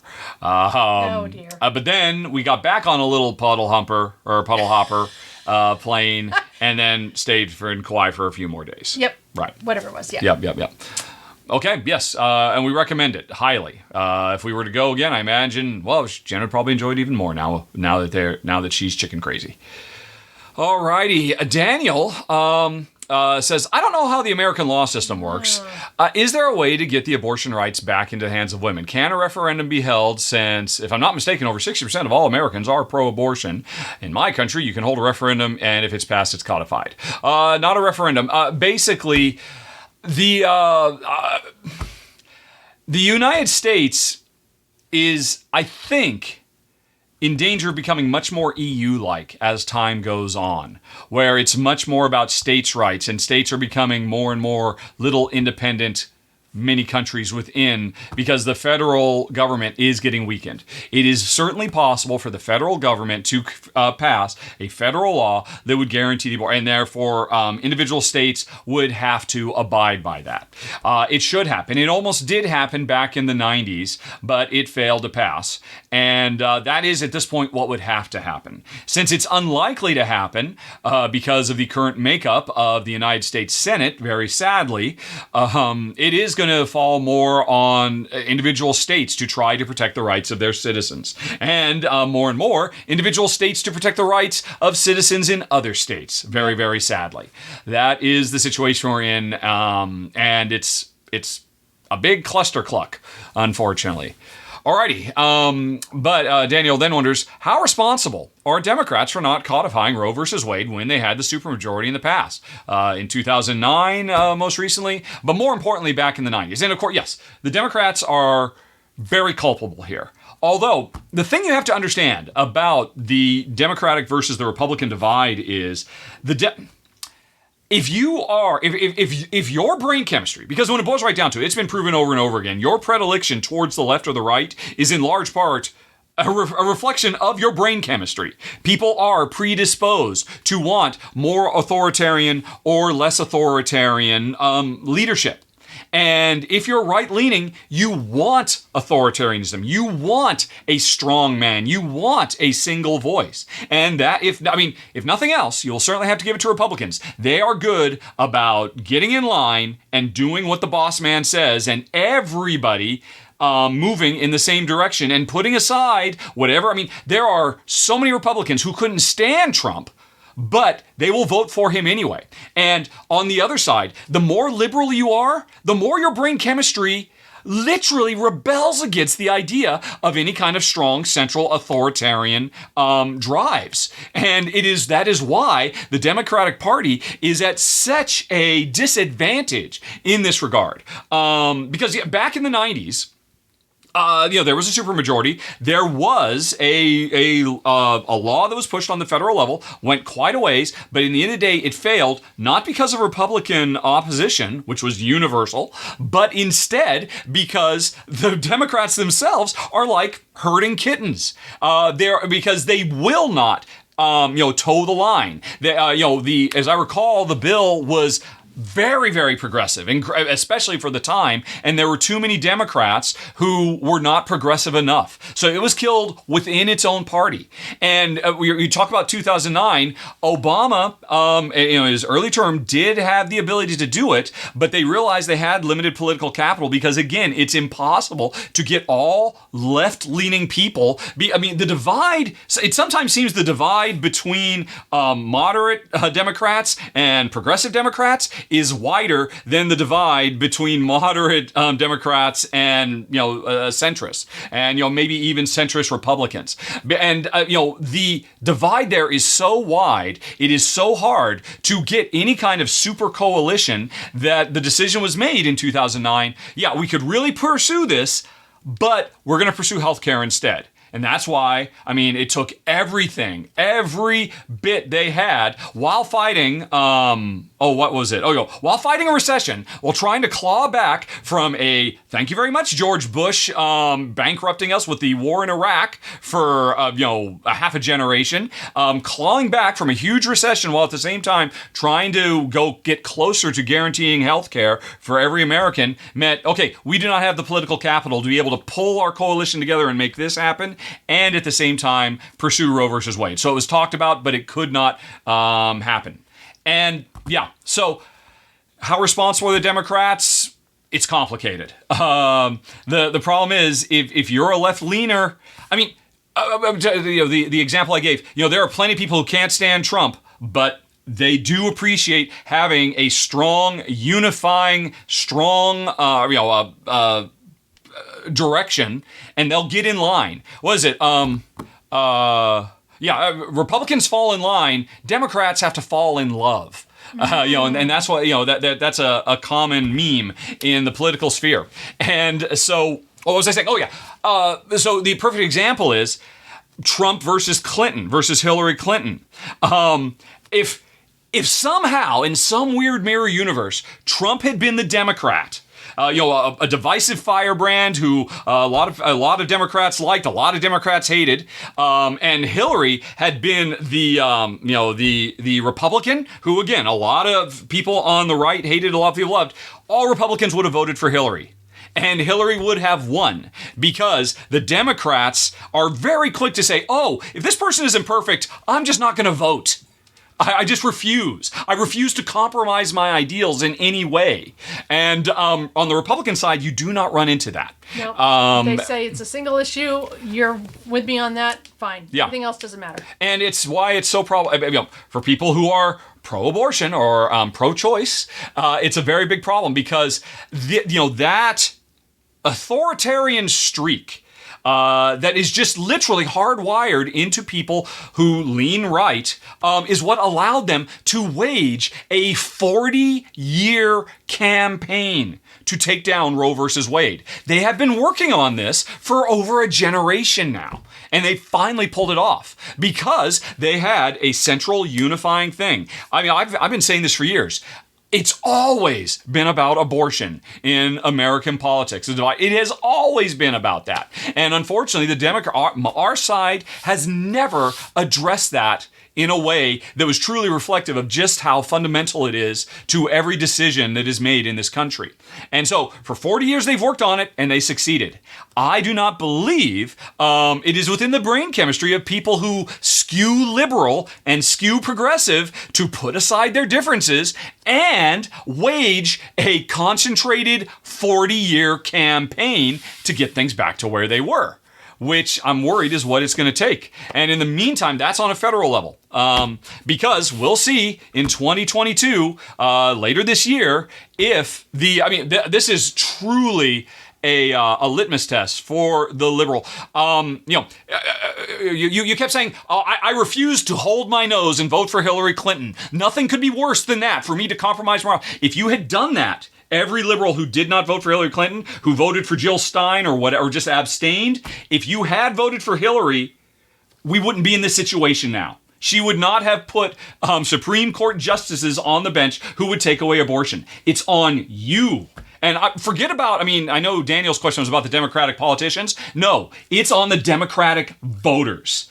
I'm a strong believer in every country, they get the government they deserve. And if we have a liberal bloc who is just who will not sully their hands with something they think is less than perfect and ideal, they just refuse to vote instead, well, then you get what you paid for. And if you aren't willing to pay, you get nothing. So we'll see in 2022 if abortion rights are as strong a motivating factor for the left as they are for the right. Because before this, it was fait accompli. It was a foregone conclusion that the Republicans were going to sweep Congress and sweep the Senate, and the remainder of Biden's presidency was going to achieve nothing. Maybe that won't be the case now. Maybe this will actually wake Democratic voters up from their apathy and recognize that sometimes you have to make compromises in life and vote for somebody who doesn't perfectly tick every one of your boxes. We'll see. I don't know if you have anything to say about any of this, honey pie. Jen has just been shaking her head and incredibly depressed looking the entire time we were talking about this. We'll see. I know, Daniel, you also had a question about Depp versus Heard. I'm just not going to talk about that anymore, man. It's so disgusting. Everything about that is disgusting. Nothing more so than the behavior of Depp supporters. And I'm just done talking about it. But anyway, we'll continue to a different topic, a different hot button for Daniel, about vaccines. Do we still think vaccines are helping prevent the spread of COVID? The answer, yes. Daniel used to think so, but the data disproves it, unfortunately. The first thing that pops up if you Google, do vaccines prevent the spread of COVID, is they don't. Daniel, that's not true. I saw when you wrote this, I did that. You're not reading any... Daniel, Google is sending you Google search results that are skewed towards your predispositions. When I do a Google search, it says, yes, it's very important that we continue to vaccinate. The reality is, what little we know of the science is with the latest variants, yes, the latest variants are not held at bay as well by vaccines, but they still are held at bay. I think it's like if you're vaccinated, because what are you talking about? It's breakthroughs, right? Breakthrough infections. If you're vaccinated, you still get the infection. It's something like 25% if you're vaccinated versus 38% if you're not. Something like that. That is still a significant delta. But right-leaning news organizations point out, try to equate that, a difference of 20%, of 18% is meaningless. Who cares? First of all, that's thousands of people who will live instead of die. That's not meaningless. But besides that, that is an oversimplification, because what is proven consistent is if you do get breakthrough, if you're vaccinated, you're less likely to have a breakthrough. 2, if you get a breakthrough, you are less likely to be able to spread it because you literally produce fewer of the particles in your breath. And 3, if you're vaccinated and you get it, you will not be affected by it as long. Your recovery time will be faster. Or as deeply. Yeah. All of these things combined are why everybody, if you read whatever article you're reading, Daniel, as long as it's not on OAN or some ridiculous, if you do a search for bias of media. Do a search for that. You will find lots of websites that literally rate the bias of different media outlets. Find a media outlet that is in the middle, not one that leans right or left. Then go to those media outlets, read the articles. And the articles will all universally reinforce the idea that, yes, vaccination is still hugely important. Literally, thousands of people will live or die based on the decisions that the majority of Americans make. And the majority of Americans are being lied to by their preferred news sources. So, and I'm afraid your Google search is not returning the truth. It simply isn't, because Google gives you what you want to hear, because Google wants you to keep going to Google so they can keep getting ads. That's the system, Daniel. Don't fall prey to it. Righty. Let's see. Also, you cannot do this unless vax is nonsensical and IMO.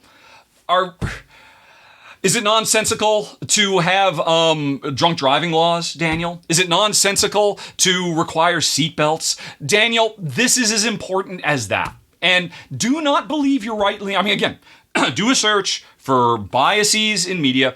Do that research, Daniel, and you'll find you've been lied to, my friend. Anyway, though, and not by me. Continuing on.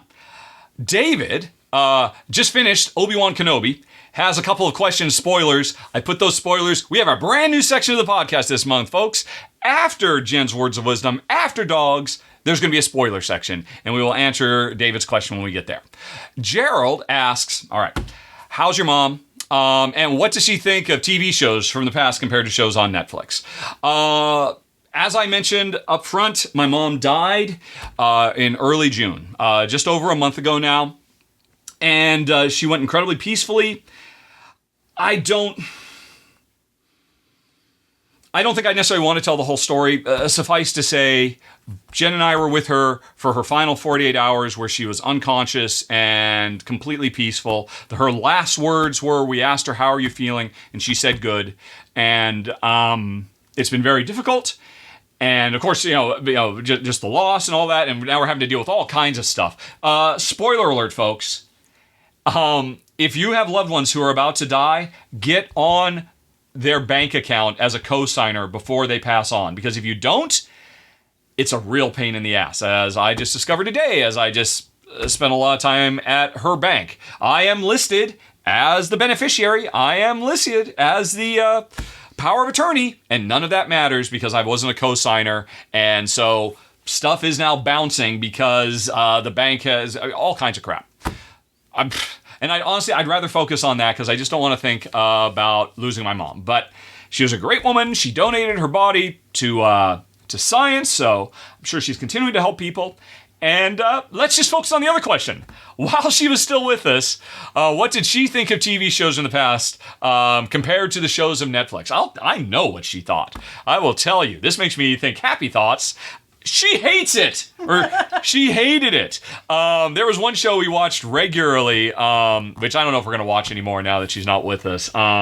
What is it? The 911 show? No, the cop show with Officer John Nolan. I can't think of the name of the show. It's a regular cop show on Fox, I think. I forget. And she really liked it, and we liked it enough to watch with her, because it was always tough to find stuff that she would like and we would like. And every episode that didn't end up with everything just tied up in a neat little bow, if there was ever even the slightest hint of, there is an as yet unresolved issue that is going to, you're going to have to wait a week to find out what it is. Every time after we press stop, she would say, what is this BS? What is this crap? What are they doing? Oh, they're doing it to me again. And it just drove her nuts, even over the littlest, silliest things. Yeah. Of course, sometimes there'd be like big major cliffhangers, and oh man, she would have a fit about that. Why? What? They had an hour. Why couldn't they finish the story? Am I right? Yeah. Yeah. Yeah. So yes, as you can imagine, the modern approach of television stories being serialized rather than episodic did not sit well with her at all. Yeah, she could do a cliffhanger at the end of the season. Yeah, I mean, she understood that. Yeah, I'll have one a season, but not one a week. I refuse. Yep. Obviously she didn't grow up watching soap operas, which of course that's the entire MO of that kind of stuff. It's interesting. I mean, what did we watch with her? We watched this. Why can't I think of the show? Oh, The Rookie. It's The Rookie. Yeah. The Rookie. We also watched the 911. Yeah, although we kind of stopped. We just kind of, it just got so ridiculous. But I watched the Disney Plus Star Wars shows with her. And, for the most part, those are, even though they do have some serialized storytelling, they are much more episodic. And I think she appreciated them much more. She loved The Mandalorian. Oh my God, she loved that show. And she didn't get a chance to watch Obi-Wan, which is very sad because I know she had been excited about that, but... Yeah, she also really enjoyed all the Marvel movies because you would give her the summary before we'd watch the movie again. Yeah. And so she was able to follow along. Yep, yeah. Yeah, she very much enjoyed those. Although her favorite thing of all, Fast and the Furious movies. Man, she loved Fast and the Furious movies. Mostly because she loves motor cars. She just, she didn't care about the plots or the characters or the family. She just, rev those engines up. I want them loud. I want to feel them. I mean, I literally took her to the theater to see, what was it, the offshoot one, Hobbs and Shaw, because she loved them so much. So, And they would always watch them when I was in England or something. Yes, we always would time it to where Jen was literally out of the house for a week. Not in the city or yeah, the state, so she wouldn't have to feel the bass. Yeah. Anyway, this is the kind of stuff I'd rather think about. Okay. Anyway, moving on. Griffin has some deeper questions honestly looking for some wisdom here. How do you deal with your parents getting older and or declining mentally? For context, my father has hit hard times, is struggling mentally, physically, but I'm only 25 years old, says Griffin. The strain of taking care of my parent who doesn't want help and who doesn't appreciate their situation is taxing. Any advice would be greatly appreciated. Well, one thing I can say, we were very lucky in that my mom never really had any kind of mental decline at all. She got slower. Yeah. She was not as sharp as she used to be, but there was never any dementia. She was just like, could you repeat that a few more times? Okay, Mom, well, slow it down and speak a little bit more. But yeah, but she was always self-aware, even right up to the end, what was going on. When the doctors told her, Miss Hart, you have maybe 6 months, her immediate response was, well, you know what? I never thought I'd make it to 75. So I'm happy. I'm content. But, so I don't have much experience with this either, quite frankly. But we are kind of going through this with Jen's dad a little bit. Yeah. He broke his hip a few months ago, 6 months ago now. Maybe even longer. No, it was in, January. And after he recovered from the surgery just fine, but he has not recovered mentally since then. And there was some talk about how maybe the anesthesia had long-term lingering effects or something like that. But he has now been having to stay in a assisted living facility, the memory care unit, which is ridiculously expensive. But fortunately, Jen's parents have been paying into apparently an incredibly expensive and deluxe healthcare package for their entire adult lives, right? Something like that. Since they were 50, they got this long-term care insurance. Yeah, which is now paying off in a big way because I'm sure they would not be able to have Ed there. And so we are spending, it's about an hour and a half drive for us to see him. We drive down every week to see him to give his wife, Jen's stepmom, a day off. Because it's very stressful for her to go in every day, because he has good days and bad days. Mm-hmm. I don't know if he's trying really hard, but he always seems to have good days with us, for the most part. Yep, I think so. But it's to the point where we can't really have a conversation with him anymore about anything. And I don't. Okay, so here's my first bit of advice, Griffin, and this isn't really for the healthcare issues and all that, but just how to deal with them. If your dad's in any kind of situation like Jen's dad, what we find the best thing to do is just talk about what we're doing. Don't expect a lot of back and forth. Just it's just good to hear new interesting things, knowing full well that he will forget the next time, and you might end up saying the same stories again. But 2, and even more so, talk about his childhood. Yeah, whatever he wants to talk about. Yeah. But it will be from his past. Yeah, because, at least with your dad anyway, he is having a hard time generating and holding on to recent memories. But he remembers his childhood and his early days and, as a young, accounting professor and all that. He remembers that with crystal clear clarity. So, I've in the back of my mind got a list of things. Okay, if we're stuck for stuff to talk about, hey, Ed, what was your favorite sport growing up? Just because it'll be easy, and I guarantee. Or, did you play any board games? Or, who was your best friend in high school? Or whatever. And, and it just instantly, I think he breathes a sigh of relief. Oh, this is something I can talk about. Yeah. Because I remember this. Or how did you meet, Nancy or whatever it might be. So, it's kind of focusing on that. He talks, he's been an avid fisherman his whole life. So these days it's been a lot more about just hearing the same fishing stories over and over and over again. And, maintaining enthusiasm and interest for it because it's the best we can do because we love him and we think he's great and we just want him to be happy. And if it makes him happy to be able to talk about that, that's what we do.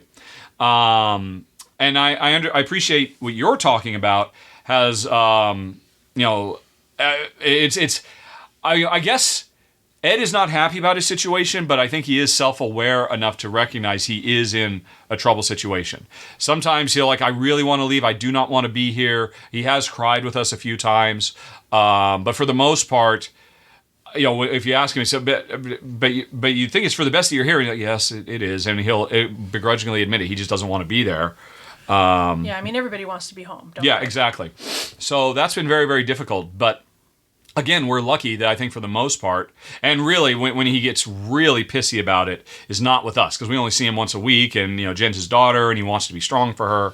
So it's his wife, Nancy, who gets the bad days, and the best we can do is just talk to her about that and try to be a shoulder to lean on and offer any support we can. But there's just nothing you can do.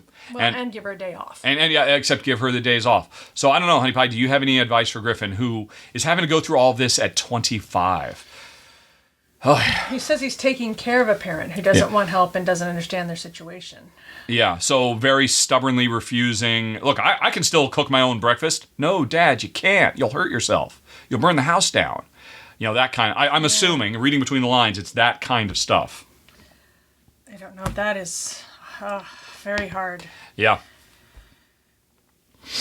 Yeah, neither of us have had anything quite as bad as what you're having to go through, Griffin. I mean, our stuff is... I mean, thank you. It helps put our stuff in perspective, quite frankly. I guess if I were in your situation, man, I'd be... contrary to it may sound like I was complaining about Google earlier, Google is actually a fantastic research tool as well. And I am certain there are hundreds, thousands of articles written from people who have been through this, professionals who can give a lot better advice than we can, quite frankly. Yeah.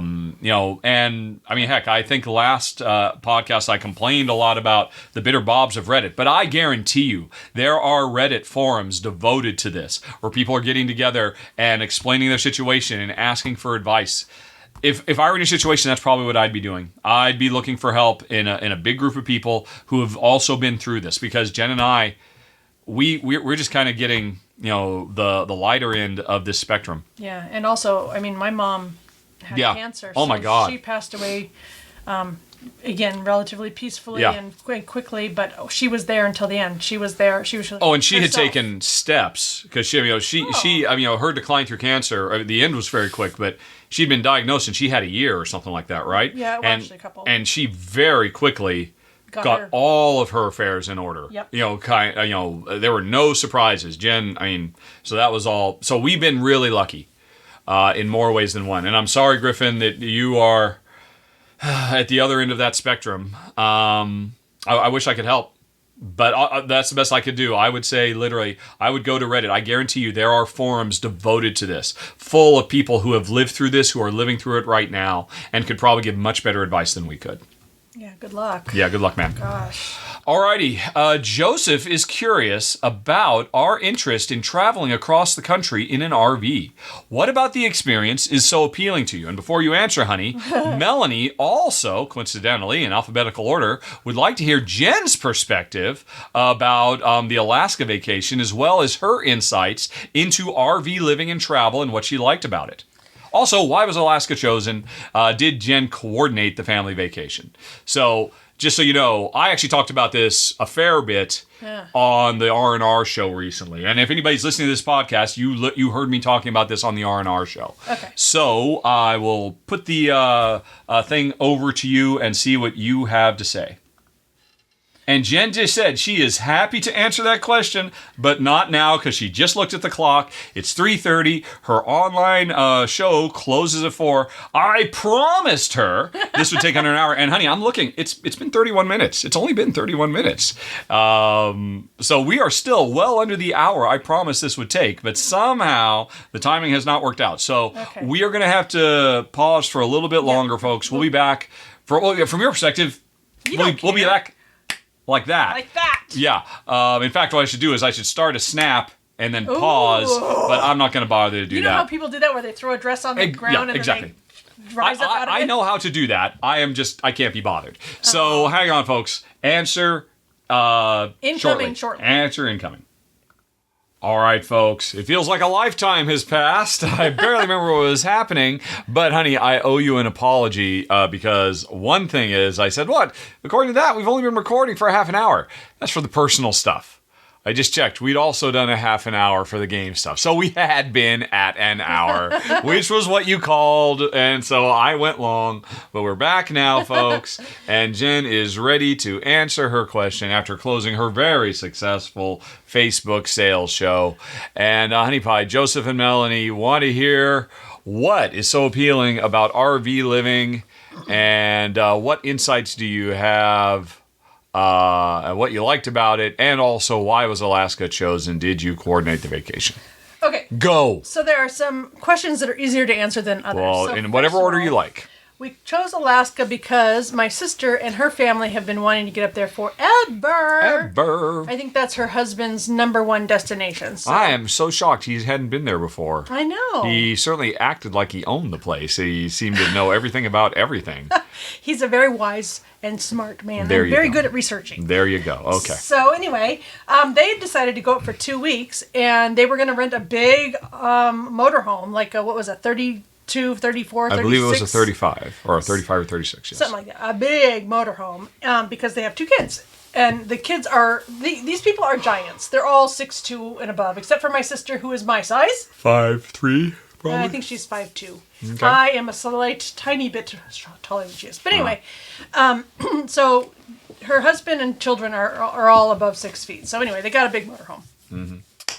And because of the kids' school and because of her work schedule and stuff, that was when they could go. So we kind of thought, ooh, we'd been wanting to try a motorhome. We never had. We had a little camper van type thing in England, which wasn't actually even a camper van. It was just something that had one of those lids that lifts up so you could sleep up in the roof. The pop top, yes. The pop tops. Yeah, it didn't have a stove or a cabinetry or any of that stuff in there. So we were really interested in just giving that a try, and we thought, what better way to have our maiden voyage than to go with somebody who has done a lot of. They've always had trailers. So they hadn't been to Alaska, but they had done RV stuff before. Yeah, but not with a motorhome, but the kind of trailer that you pull behind a truck. Yeah. Those kinds of Okay. Whatever. So that's why we decided. We thought, well, I don't know that we want to spend 2 weeks up in Alaska. I certainly didn't want to drive like 3,000 miles around Alaska, because for me, the appeal of RVing is that you tootle along for a little while until you find something you're interested in and you stop. And you do that thing, and then you tootle along a little further until you find something else you're interested in, and then you stop and you do that thing. Mm-hmm. And the awesome part is, of course, you've got your dogs in the car with you. So You're not hankering for home. Not that we did on this trip. No, yeah. Unfortunately, we couldn't take the dogs. That would have been probably expensive anyway to fly them up for a week. Oh, sure. Gosh, but, yeah. The RV company that we rented from said, no pets.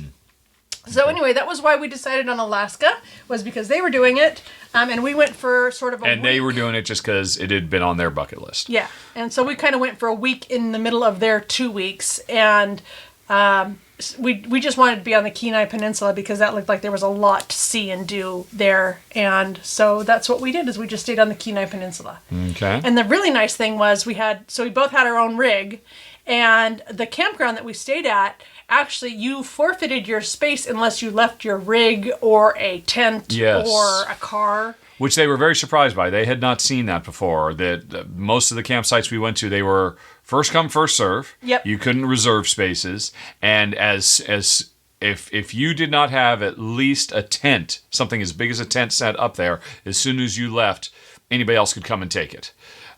Which was very weird. Yeah, which was apparently different. Because normally you pay your site fee for however many days you're going to be there, and then you put a little piece of paper on the little gate posty thing that's next to your site, and it just says how long you've paid for. And but not in Alaska. Well, There's not in this squatter rights in Alaska, apparently. No, and apparently in this one particular campground that we were No, at. because that was the way it worked. Was it only there? I thought it was working that way in other places too. Or no, maybe it was only. That was that was Hidden Lake Campground, which is the one we stayed at the longest. We stayed there 3 nights. 4 nights, I think. All right. But anyway, so it was really good because we had 2 rigs. We could leave our rig without there. losing our space. Yeah, without losing our space, which was a great space. It was a double space, so we could park, with our doors facing each other in one campsite. So it was ideal. I mean, you couldn't have planned it better, really. Mm-hmm. And then the better thing was that they had this huge rig. We had a 26 or something, and they had a 36 or something like that. Yeah. And so they had lots of seat belts in theirs, and we only had 4 seat belts, I think, in ours. Mm-hmm. So we couldn't have taken everybody safely in our rig anyway. Yeah. So we all just caravanned in theirs and went off and did all of the day excursions and stuff, and that was really nice because we got to play games with the kids on the kitchen table while we were going down the road. Mm-hmm. And it was just nice to have good family time together. Yep. I think. And Ron loves to drive. He loves driving. Ron is your brother-in-law. Ron's my brother-in-law. And I don't particularly like driving. I mean, it's fine, but you did all the driving of our rig. I did very, very little. I drove it off of the lot when we first got it and down to the local Costco, and then you said, I'm just going to test in this Costco because it's a big empty parking lot, and then you just didn't stop driving. The only time I drove again was the last campground we stayed at had a very, very tough parking situation, very tight, and so you got out of the driver's seat and let me do the tough parking. 15-step turn, 15-point turn. To 15-point turn to park in that one spot. But yeah. So that was really nice. And I would say the reason I drove most of the time is, well, normally I drive anyway. Mm-hmm. But also, you have been trained by the U.S. Postal Service to drive big vehicles, and I haven't. Yeah. So it was nice just to get me a bit more comfortable with that. Mm-hmm. So that's why Alaska was chosen. I didn't coordinate it. Ron did all of the planning and the sorting out, which was awesome because I normally have to do all the research and the planning. Mm-hmm. So it was. You don't have to. You can just go and see what happens. That's what I say. Well, we have had a couple of those kinds of holidays, and they've been bongo holidays, our little camper van holidays, where we just get in the car and we go. So we just go and see what happens. There's and no it's reason to so overplan. Relaxing. This is what I'm saying. Oh my gosh. You don't have to stress over planning every little thing. Well, I normally have to stress over planning every little thing because we're flying there, and we've only got so much time, and we want to make sure there's stuff gets done. So I say you just roll into town, you go look at whatever brochures there are, and say, let's just do these 3 things, and that's it. That's the way I live my life. This is the way he lives his life, you guys. Yes. This is, as you can see, a little frustrating for those of us who like to plan ahead. That observation, I would think, dovetails into this question: what was so appealing about this trip to you? Yeah. So that was what was great. Is Ron took care of all of it. Basically, we flew there. They met us. They showed us where the Costco was. We bought some stuff. We basically followed them to the first campground. They'd sorted everything out. It was awesome. Right, but there was nothing to sort. We could have just as easily gotten off the plane, gotten in the car, and just drove. And we would, the campgrounds we went to were like, well, they're first come, first serve. The first one we stayed at, was it like Sunrise? I forget what the name of it was. In Hope. Yeah, it was near Hope, and they couldn't book there, so we just showed up and hoped we'd find one, and we found some spaces. Yeah, and it was fine, and and that was the case for. Well, remember the second one? We left fairly early in the morning. My point is, every place we went, we could have just shown up. We did not have to spend weeks and weeks planning. The coolest thing we did, the glacier trip. Yeah, we booked it the day before. True. I'm just trying to point out there is a different way to live one's life. And that kind of is like, I thought, the whole point of RVing. Yes, I agree that it is. Once you're there and you're in the flow of it. Was it difficult for you to get in the flow of it? That's the question. The whole point of this is travel and vacations are very stressful. Because you're like, we have to do all these things. We only have so much time, and we booked all these things. And we have to be here and there, and it's like that is never really sat right with me. My attitude has always been, well, let's just go to a place and see what happens, and whatever happens, happens. And that's not this was kind of a hybrid version of that, because yes, Ron had done a lot of planning, but most of his planning was for their week. When we actually got there, it was like every evening, you and Becky saying, well, do we want to go to this place or that place? And I'm like, well, let's just drive there. And when we get there, we'll see what's there. Yeah. And we didn't book a single thing in Whittier other than the glacier tour, which we'd booked the day before. We didn't book a single thing in Hope. We didn't book a single thing in Seward or Homer. Or Homer. We just went. Yeah. And we just found a place to park, and we got out, and we looked around, and we saw stuff. And there was no pre-planning at all. Yep, and because Becky wanted to go up to the Cook Park Reserve or whatever, we were walking along the beach, and we talked to those people with the dog who told us where the good beach was for glass finding. Mm-hmm. If you wanted to find glass, which we didn't, but we found lots of pretty rocks. Yes. So, my point is, to answer Joseph's question, I would think that is what is so appealing to you. Yes. But you're not saying it. Well, he said... I feel like I'm having to make you say that what's so appealing about this is it lets you, unburden yourself from the shackles of what travel has always been for you. Okay. A relatively high-stress process. Well, up till now, Yes. travel has been going to a destination and doing what was at the destination. Other than our bongo holidays. Our bongo holidays have been, you get in the car and you just go and you tootle along until you find something Yes. to do. And I like that. I like that very much. But that is why RVing is so cool. Or, I guess, camper vanning. That, yes. But his question is interest in traveling across the country in an RV. I don't really want to travel across the country in an RV. I want to do some stuff that's fairly nearby because the United States is huge and there is a huge amount of space between each coast. And I think the interesting stuff... Yeah, but you don't drive from one coast to the other in one day. I know. You drive, you spend one day driving, you end up in a new place in the same state or a different state, and then you stay there for a week. Right? That's the point. Yeah, I hope so. What else would it be? I don't know, just being in the middle of somewhere like Texas that you don't really want to spend a lot of time in. But that's where you wouldn't go there. Well, Texas is sort of You'd here and there. go to Sedona. You'd Well, go. I did like Right. I Sedona. mean, there are plenty of places, and from Sedona you would go to the Grand Canyon, and you drive through the Grand Canyon. You completely ignore Texas if there's nothing in Texas you want to do. I mean, there'd be plenty of things you could totally. And you end up in New Orleans, and you go up to Maryland, and along the way you take a side swipe and spend a week in the Colorado Rockies. Well, you are driving all over the place. That's the point. Because the point is that your life becomes a permanent vacation, Aerosmith, in that you said, well, let's do Colorado for a few days. I mean, I'm sure there'll be some place we can stay there. It'll probably be a bit more expensive than this place over here where we're in Utah right now. But, hey, we did Salt Lake City, and that was awesome. Let's do something else now. And it's just, well, you want to go north or south? To me, that's the point. Yeah. And America is literally made for this. I know you keep talking about, we should really do it in Europe. Europe is not made for it. Europe is completely crisscrossed with Roman-era cartwheel tracks that have been turned into modern-day roads that are a nightmare to drive with a tiny little European car. And, because there's not enough room for oncoming traffic, let alone an actual RV.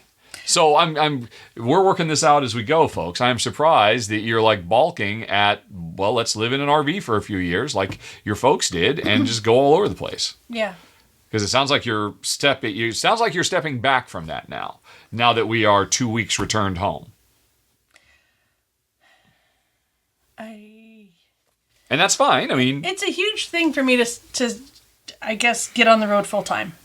I don't know. I feel a bit of resistance to that. Maybe because I like everything I've got here at the house. I like my chickens. I like my glass stuff. Yeah. This is a nice area to live in. Can't take the chickens on the road. That is true. You don't think we can just maybe affix them to the back of the RV and let them... Nope. But I imagine there are all kinds of chicken destinations from coast to coast. And fresh eggs to be had. I am certain. Yeah. Okay. Okay. Well, yes. So, but anyway, as of this moment, you have no interest in traveling across the country in an RV. Not across the country. Okay. It's a long freaking way. As I was trying to say, I don't particularly enjoy long drives. Right, but it's not a long drive. It's a series of short drives. Yeah, I know. So, you do know that, but you just keep saying you don't want to do it, even though... There's going to be a huge part in the middle of the country that is a big, long part to get to the interesting stuff on either coast. I'm sure there will be interesting stuff along the way that you've just never heard of. I hope so. There's interesting stuff everywhere. Yeah, I know. And this is the thing, is you don't know about it until you get there. Yes. Yeah. There's interesting stuff everywhere. I'm sure there's interesting stuff in North Dakota. I'm sure there is interesting stuff in Nebraska. It's just... we just have to go there and find it. But anyway, sorry, this was you answering the question. I'm just cross-examining you because you really seem to have changed your tune. 2 weeks ago, you were ready to buy an RV. On the flight back here, you were ready. Okay, well, maybe we should go out and look. And you were having me look up when's the next RV show that's near us. Yeah. And you seemed 2 weeks later saying, I don't know, maybe driving just around here, kind of a thing. So, as the dream come and gone? I wouldn't say it's come and gone. I just think maybe I've gotten a little bit more realistic in that we can't just take off right this minute for a year. We can. We can't. Yeah, we can. I feel like we need to be around for Dad. Mm-hmm. Well, yes, of course. Yeah, your father. That is true. Yeah. So we can't right this Well, minute. yeah, of course. No, I mean, yeah, that's a given. Yeah. So. But that's the other point too. Right now, to visit your dad takes us, all told, about 4 hours of driving there and back. Yep. If we had an RV, we could go spend several days with him. We could, that would give us the freedom to do that kind of stuff too, without the, so even there are reasons to do it. Oh, yeah. Jen is going to let the dogs in, folks, which means the whole show is going to fall apart as they start knocking over cameras and whatnot.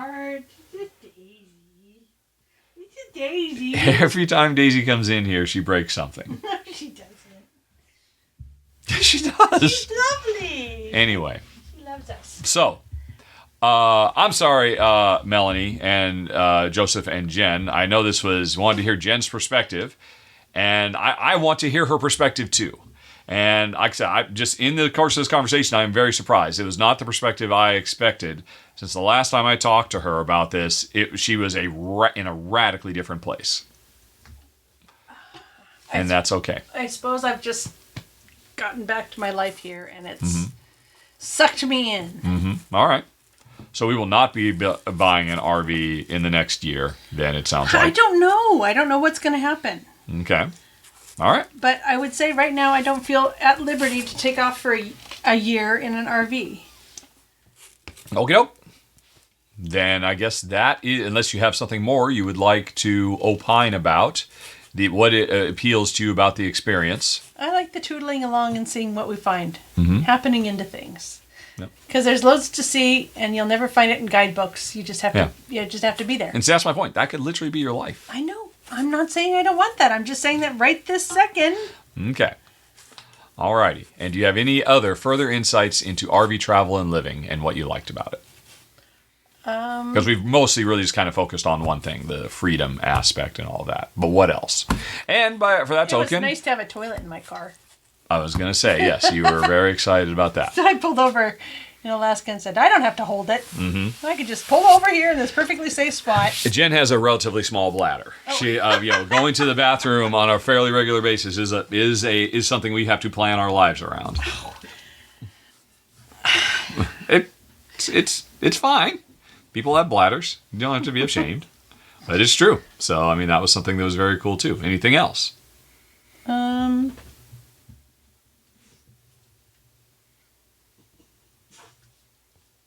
Okay, then the interrogation has come to a close, and we move on to the next question. From Top. Top is back. Although it's not a question, he just wanted to mention that Jen's glass is awesome. Oh, thank you. That was his first thing. Then he continued. Like you, my favorite game is Pandemic, and Jen's Pandemic virus sculptures have seen 2 playthroughs of Legacy Season 1, a playthrough of Season 2, and Top is trying to organize a group to tackle 0. Plus, my kids are old enough to play Pandemic and, of course, love the sculptures. So, there will be a new generation enjoying them. Thank you again for enhancing our gaming experience. Oh, that's lovely. Thank you so much. Yes. So, folks, you can go to gamerglass.art and pick up a set of Pandemic viruses and Pandemic hero tokens. So you, too, can have memories that last a lifetime, let's say. All right. Generations worth. There you go. But anyway, so that was it for the personal questions, except for that one spoiler, which we'll get to in a second. But we always have to end with Jen's words of wisdom. What are your words of wisdom this month, Honey Pie? Well, this actually dovetails very nicely into the RVing question. Okay, what a coinkydink. Yes. This is, nobody knows who said this, but it was on Facebook. Mm-hmm. So the best portion of your life will be the small, nameless moments you spend smiling with someone who matters to you. Oh, that is lovely. Okay. Cool. Yes, you're right. It's like you planned this. I know. But it was not. Because you sent this to me I think you sent this to me before we left for Alaska, actually. Alrighty, cool. Last thing, we have some dog pictures from Melanie. This is a picture of Kaipo, who is now 19 months old and a whopping 5 pounds. Look, she's got a donut. Kaipo loves the donut. Oh, what a cutie bo booty. That is quite the cutie. Nigel, of course, is back with Charlie and Sky enjoying the pond. Excellent. I like a wet dog. Yep. Oh, look. Yep. Looks like Action pose. Very exciting. Is that fake grass that they've got going into their pond? Kind of looks like it. Nice. Yeah, very nice. Very nicely done. Okay, and then finally, Tanya says, I have attached a picture of my dog and a couple of memes for Jen and I. This is, I don't have the name of the dog. Oh, it's a cute dog. It's a cute little dog in real grass. What kind of dog? I'm going to call it a mutt. I don't know what to call it. Okay, well, let us know. A terrier of some sort, right? I'm not sure. But here come the memes. There's 2 types of people in the world. Those who love board games and those who didn't play the right game yet. That's nice. And then finally, once upon a time, there was a girl who really loved dogs. That was me. The end. All right. That could be me, except it'd be dogs and chickens and one duck. There you go. Yep. They almost got you right. Okay, and then finally, quick spoilers, Honey Pie. How did you like Obi-Wan Kenobi? The show. This is the first one you watched. You did not watch Mandalorian or Boba Fett. You had no interest in those, but because you like Ewan McGregor, you did watch Obi-Wan Kenobi. Mm-hmm. What were your thoughts? And also, I liked that Leia was a... Yeah, okay, by the way, folks, we are total spoiler town now. Remember, you could have left... There was our first spoiler, but before we go any farther, if you haven't watched yet and you plan to, we are going to be total, full spoilers ahead.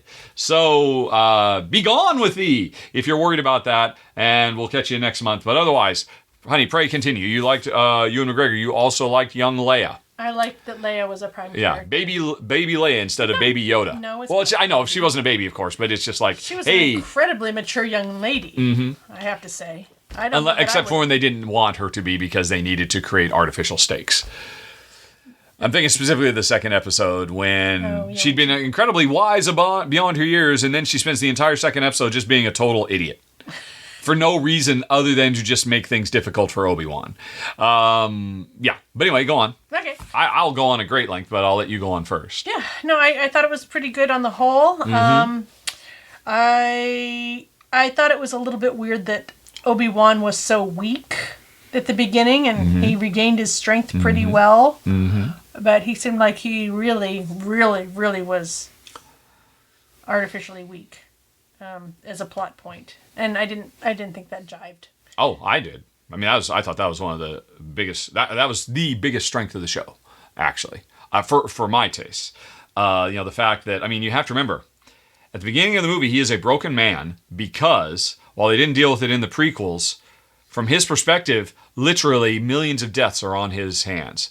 He could have stopped all of it. Yeah, by killing. Yeah, by stopping Anakin, and he couldn't bring himself to do it. Yeah. But that is a thing that seems to continue on and on. Nobody kills anybody important. Well, all the crappy people. The question will come to that particular point too. Okay. But where he was at the beginning of the show. The whole show is basically trying to create a transition from end of prequels to A New Hope, when he is Alec Guinness, and he's in a fairly good mood and a fairly chipper chap, even though at the end of The Phantom Menace, he basically bore the responsibility for the death of the Republic, him personally.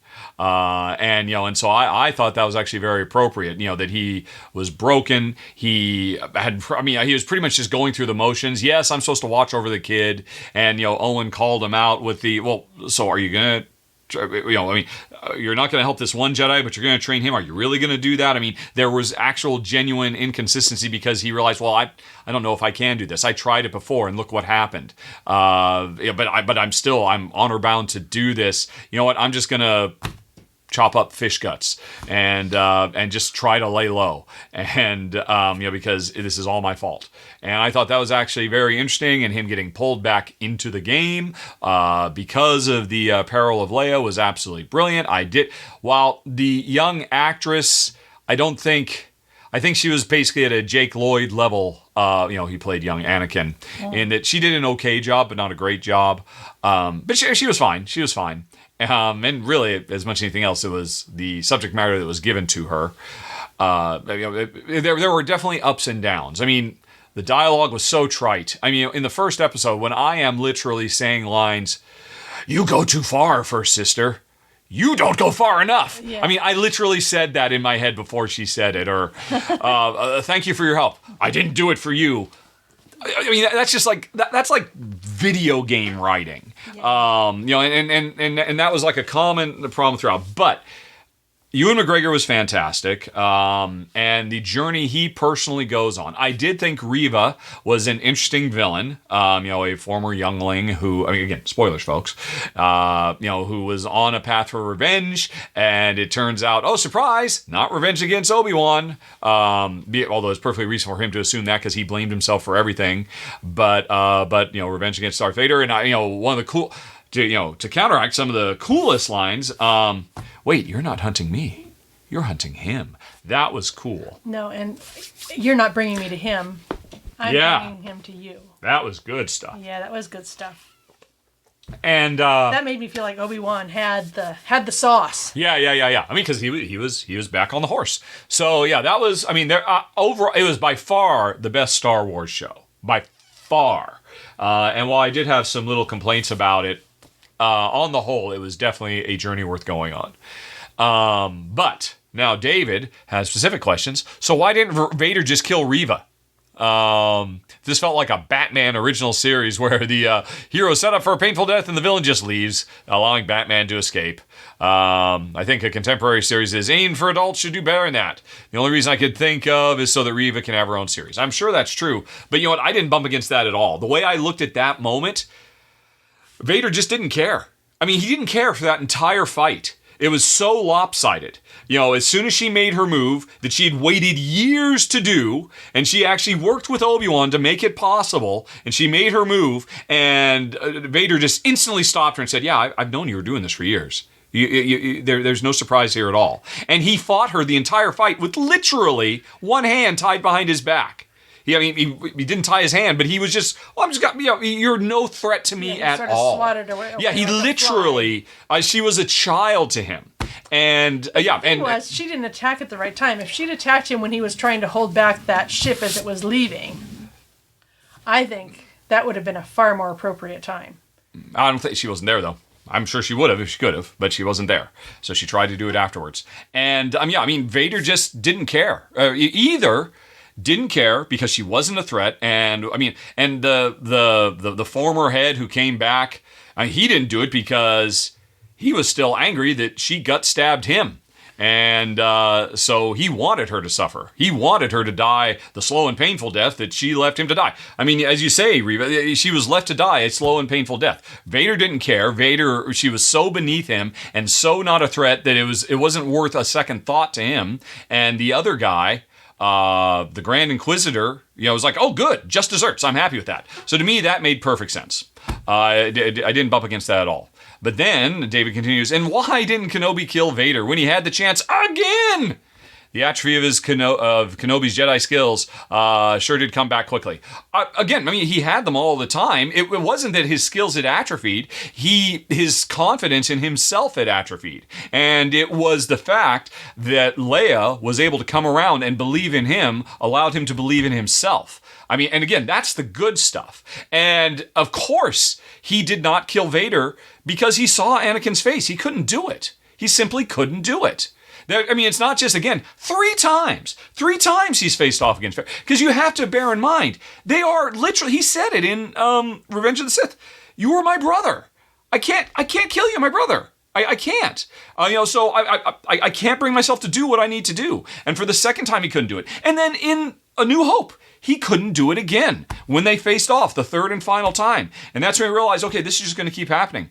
I have to let it go. I have to let you kill me. I have to let you finish your journey, so that ultimately things will play out as they did. Because now it's all about Luke.